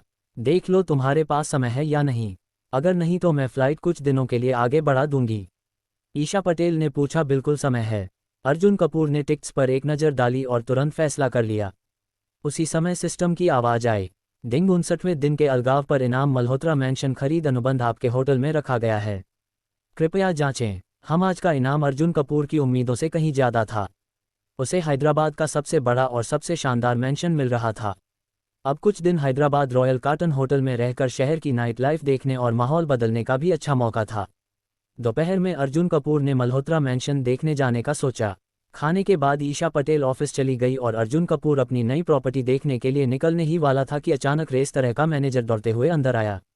बॉस, समस्या हो गई। अभी अभी एक ग्राहक खाना खाते समय अचानक बेहोश हो गया। हमने आपातकालीन नंबर पर कॉल कर दिया है। एम्बुलेंस रास्ते में है, रेस्तरां के मैनेजर ने घबराते हुए रिपोर्ट दी। किसी भी रेस्तरां में ऐसी घटना बहुत बड़े प्रभाव डाल सकती थी। इतिहास गवाह है कि ऐसे ही मामलों के कारण कई बड़े रेस्तरां बंद हो चुके हैं। यही वजह थी कि मैनेजर इतना घबराया हुआ था। बेहोश होकर गिर पड़ा। चलो देखते हैं। अर्जुन कपूर बेहद उलझन में था। जैसे ही वह रेस्तरां के मुख्य क्षेत्र में पहुंचा, उसने किसी को चिल्लाते सुना, नवरंग वेस्टर्न रेस तरह के खाने में कुछ गड़बड़ है। मेरे भाई ने यहाँ का खाना खाया और जहर के कारण बेहोश हो गया। क्या यही है वह प्रसिद्ध नवरंग वेस्टर्न रेस्तरां जहाँ का खाना जहरीला है? अब मैं यहाँ कभी नहीं आऊँगा। भीड़ में कई लोग इस पर चर्चा करने लगे। क्या सच में नवरंग वेस्टर्न रेस तरह के खाने में कोई समस्या है? ये सही है या झूठ? अब तो खाना खाते हुए भी डर लग रहा है। पूरे रेस तरह का माहौल तनावपूर्ण हो गया। सभी की नज़रें उस मेज पर टिक गई जहां घटना हुई थी। अर्जुन कपूर भी पूरी तरह से चौंक गया था। बेहोश होने का कारण तो समझ में आता था, लेकिन ये खाद्य विषाक्तता का मामला क्यों बन रहा था? अर्जुन कपूर और रेस्तरां का मैनेजर तेजी से उस व्यक्ति के पास गए। सभी शांत हो जाएं, अर्जुन कपूर ने दृढ़ आवाज में कहा, जिससे माहौल थोड़ा स्थिर हुआ। कृपया बताएं आप कौन हैं और हमें सीधे आरोप लगाने से पहले जांच करने दें। अर्जुन कपूर ने सख्त लहजे में पूछा, ये हमारे नवरंग वेस्टर्न रेस्तरां के मालिक हैं। मैनेजर ने परिचय दिया। हो तो तुम इस रेस्तरां के मालिक हो। तुम्हारे रेस्तरां में इतना महंगा खाना मिलता है और फिर भी इसमें इतनी खराबी है। इसका मतलब है कि तुम ग्राहकों की परवाह नहीं करते। बेहोश आदमी का साथी चिल्लाया। सुनिए, अगर सच में हमारे रेस्तरां की गलती होगी तो हम कोई भी जिम्मेदारी लेने से पीछे नहीं हटेंगे। अर्जुन कपूर ने आश्वासन दिया, बॉस, हमारा खाना हमेशा सबसे ताज़ा होता है। इसमें कोई समस्या नहीं हो सकती। मैनेजर ने भी कहा, कोई समस्या नहीं तो फिर मेरा भाई बेहोश क्यों हो गया? तुम्हारा रेस्तरां अब किसी काम का नहीं है। अब यहाँ कोई भी खाना नहीं खाएगा। जैसे ही वह चिल्लाया, एम्बुलेंस मौके पर पहुंची और बेहोश आदमी को अस्पताल ले जाया गया। उसका खाना भी लैब टेस्ट के लिए भेजा गया। अर्जुन कपूर वहीं रुक गया स्थिति को नियंत्रित करने के लिए। लेकिन तभी हैदराबाद रॉयल कार्टन होटल के मैनेजर का फ़ोन आया। बॉस, हमारे होटल में भी यही हुआ। कुछ मेहमानों को इमरजेंसी में भर्ती कराया गया है। अर्जुन कपूर का माथा इंस्टेंटली सिकुड़ गया। यह महज एक संयोग नहीं था। एक ही समय में उसकी 2 कंपनियों पर हमला हुआ था, और दोनों ऐसे बिजनेस थे जिनमें एक गलती पूरे ब्रांड की साख खत्म कर सकती थी। अर्जुन कपूर सोच ही रहा था कि अचानक उसका मोबाइल बज उठा। स्क्रीन पर एक अनजान नंबर था, हैदराबाद का जिज्ञासावश। उसने कॉल रिसीव की। अगले ही पल दूसरी ओर से एक आवाज़ आई, जिसे सुनकर अर्जुन कपूर चौंक गया। अध्याय 298। अर्जुन कपूर, मैं तरुण मल्होत्रा हूँ, वही आदमी जिसने जगत बंसल रेस कोर्स में तुम्हारे साथ घुड़दौड़ की बाजी लगाई थी। फ़ोन के दूसरी तरफ से आवाज़ आई। जैसे ही अर्जुन कपूर ने सुना, उसे तुरंत समझ में आ गया कि यह वही इंसान था जिससे उसने नवरंग वेस्टर्न रेस्तरां जीता था। मैंने सुना है कि अर्जुन सर को नवरंग वेस्टर्न रेस्तरां और हैदराबाद रॉयल कार्टन होटल में कुछ समस्या हो रही है। अगर मैं आपकी कोई मदद कर सकता हूं तो बेझिझक बताइए। मैं पूरी कोशिश करूंगा, तरुण मल्होत्रा ने बनावटी उत्साह के साथ कहा। लेकिन उसकी आवाज़ में मदद करने का कोई भाव नहीं था, बल्कि यह जाहिर हो रहा था कि वह मजा ले रहा था और हालात को बिगड़ते देख आनंदित हो रहा था। अर्जुन कपूर सोच में पड़ गया। पिछली बार जब उसने नवरंग वेस्टर्न रेस्तरां और 5 इमारतें जीत ली थी, तब तरुण मल्होत्रा गुस्से से भरा हुआ था। अब वही नवरंग वेस्टर्न रेस्तरां और हैदराबाद रॉयल कार्टन होटल परेशानी में थे। और पिछली घुड़दौड़ के दौरान तरुण मल्होत्रा को यह भी पता चल गया था कि Arjun Kapoor Hyderabad royal carton hotel का मालिक है। क्या तुम कोई चाल चल रहे हो?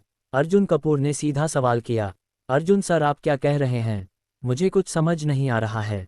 तरुण मल्होत्रा ने मासूमियत का नाटक किया। मैं एक अच्छा आदमी हूँ। मैं तो सिर्फ आपकी मदद करना चाहता हूँ। अर्जुन सर, आप मुझ पर झूठा इल्जाम क्यों लगा रहे हैं? आपका ये रवैया बहुत निराशाजनक है, तरुण मल्होत्रा ने व्यंग्यात्मक स्वर में कहा। अब अर्जुन कपूर को पूरा यकीन हो गया कि यह सब तरुण मल्होत्रा का ही किया धरा है। वह सिर्फ नुकसान पहुंचा ही नहीं रहा था, बल्कि ऊपर से मजाक भी बना रहा था।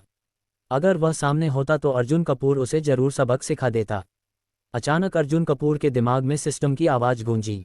डिंग, अस्थायी मिशन जारी। तरुण मल्होत्रा को सबक सिखाओ और उसे इसकी कीमत चुकाने पर मजबूर करो।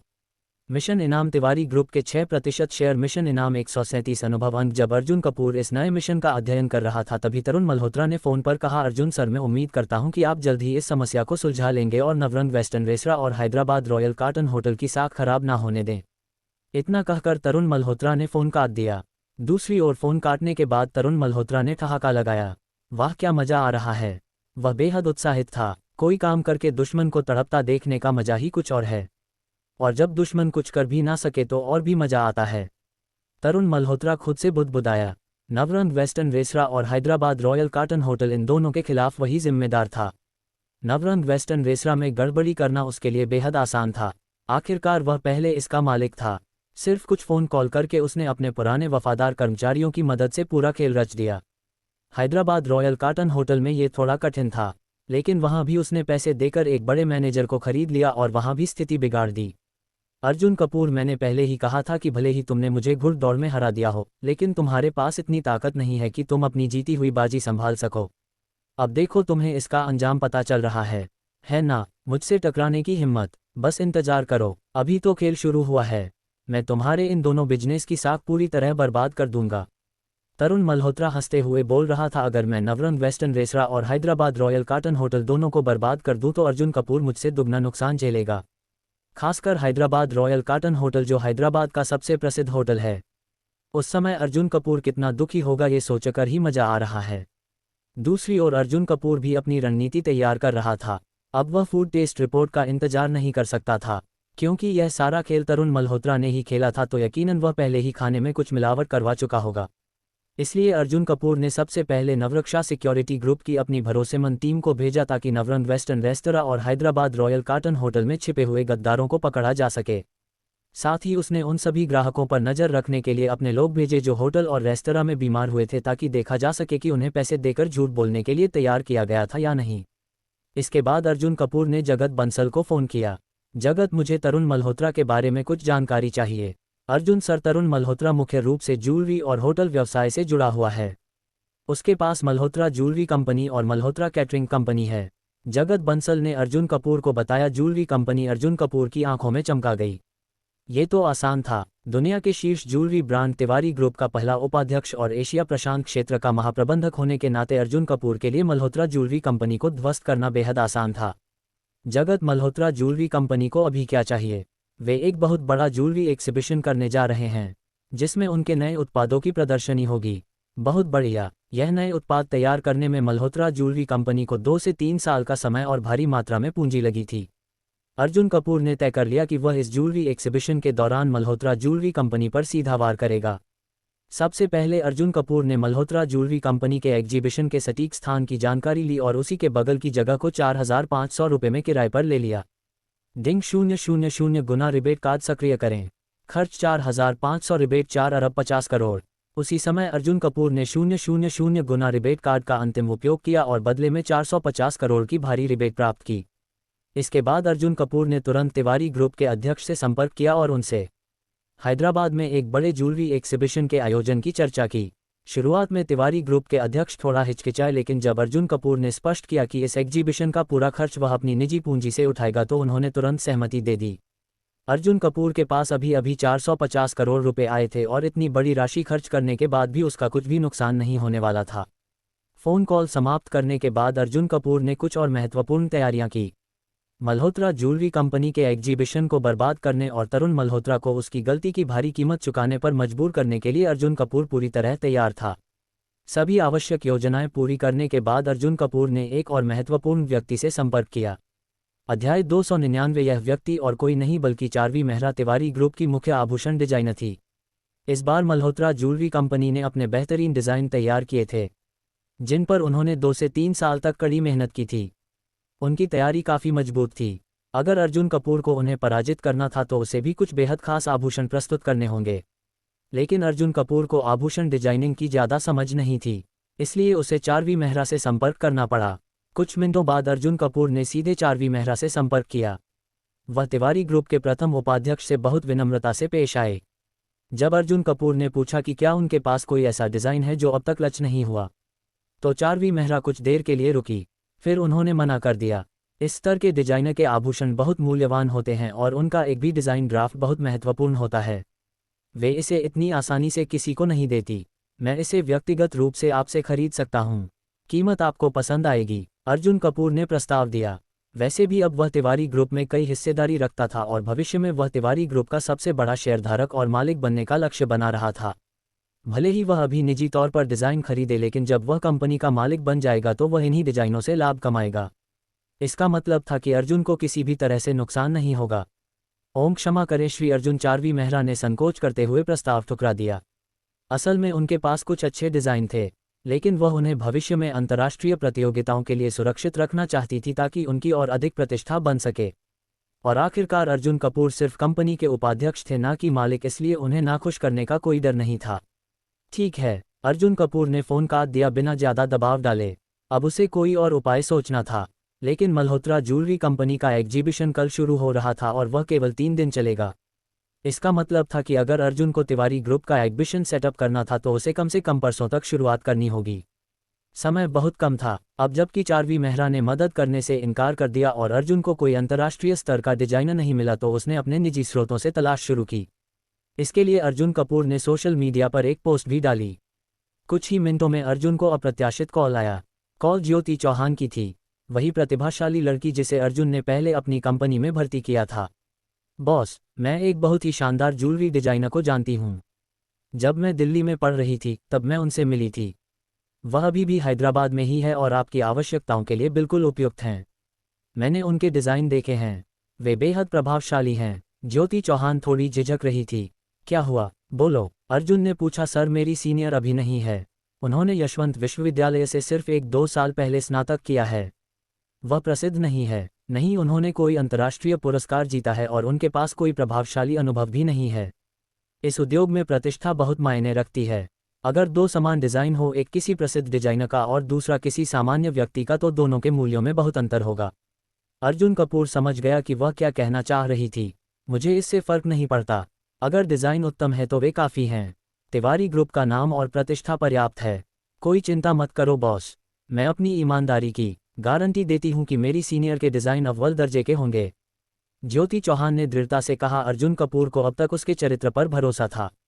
अगर उसने इतनी आत्मविश्वास से सिफारिश की थी तो उसे मौका देना ही चाहिए। क्या वह अभी हैदराबाद में है? हाँ बॉस, ठीक है, पहले उनसे संपर्क करो, हम उनसे मिलने जल्दी चलेंगे। समय बहुत कम है, मैं तुरंत रियान ग्रुप के कार्यालय पहुंच रहा हूं। 2 मिनट में मिलते हैं। अगर सब कुछ ठीक रहा तो अर्जुन कपूर को सिर्फ मल्होत्रा ज्वेलरी कंपनी को टक्कर देने के लिए डिज़ाइन नहीं मिलेंगे, बल्कि उसे एक नया प्रतिभाशाली डिजाइनर भी मिल जाएगा। जैसे जैसे अर्जुन कपूर का बिजनेस साम्राज्य बढ़ता जा रहा था, उसे अधिक से अधिक टैलेंटेड लोगों की ज़रूरत थी। प्रतिभाएं पैसे की तरह कभी भी ज़्यादा नहीं होती। थोड़ी देर बाद जब अर्जुन कपूर रेयान ग्रुप पहुंचा तब ज्योति चौहान पहले से ही वहां इंतजार कर रही थी। वह कार में बैठी और बोली, बॉस, मैंने अपनी सीनियर से बात कर ली है, वह घर पर हैं। फिर उसने मोबाइल फ़ोन पर लोकेशन डालकर अर्जुन कपूर को रास्ता दिखाया। शाम के 5 बजे दोनों एक हाई एंड रेसिडेंशियल सोसाइटी में पहुंचे। ये देखकर अर्जुन कपूर समझ गया कि रतिका पटेल की पारिवारिक स्थिति अच्छी होगी, और अगर उसने यशवंत विश्वविद्यालय में आभूषण डिजाइनिंग की पढ़ाई की थी तो उसका परिवार निश्चित रूप से संपन्न था। कुछ मिनटों बाद अर्जुन कपूर पहली बार उस डिजाइनर से मिला जिसका नाम था रतिका पटेल। वह एक पारंपरिक भारतीय महिला की तरह देख रही थी।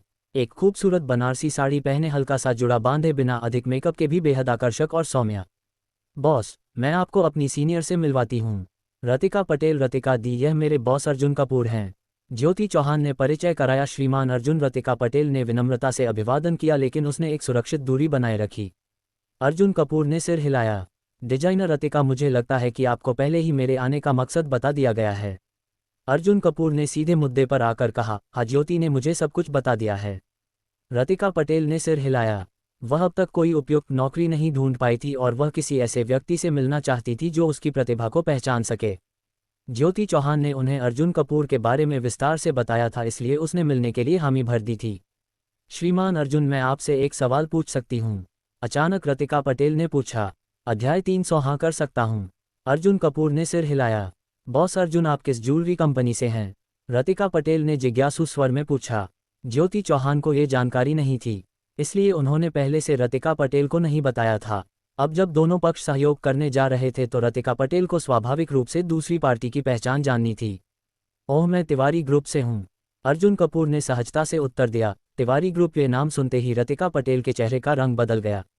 उनका हृदय एक अजीब सी असहजता से भर गया।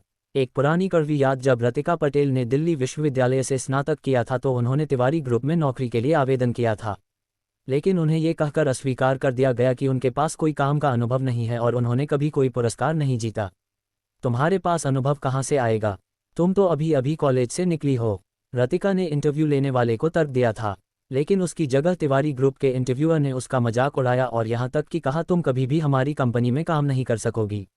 इस अपमान ने रतिका को गहरा धक्का पहुँचाया था। अब जब उसे पता चला कि अर्जुन कपूर उसी कंपनी का प्रतिनिधित्व कर रहे हैं तो वह अंदर से असहज हो गई।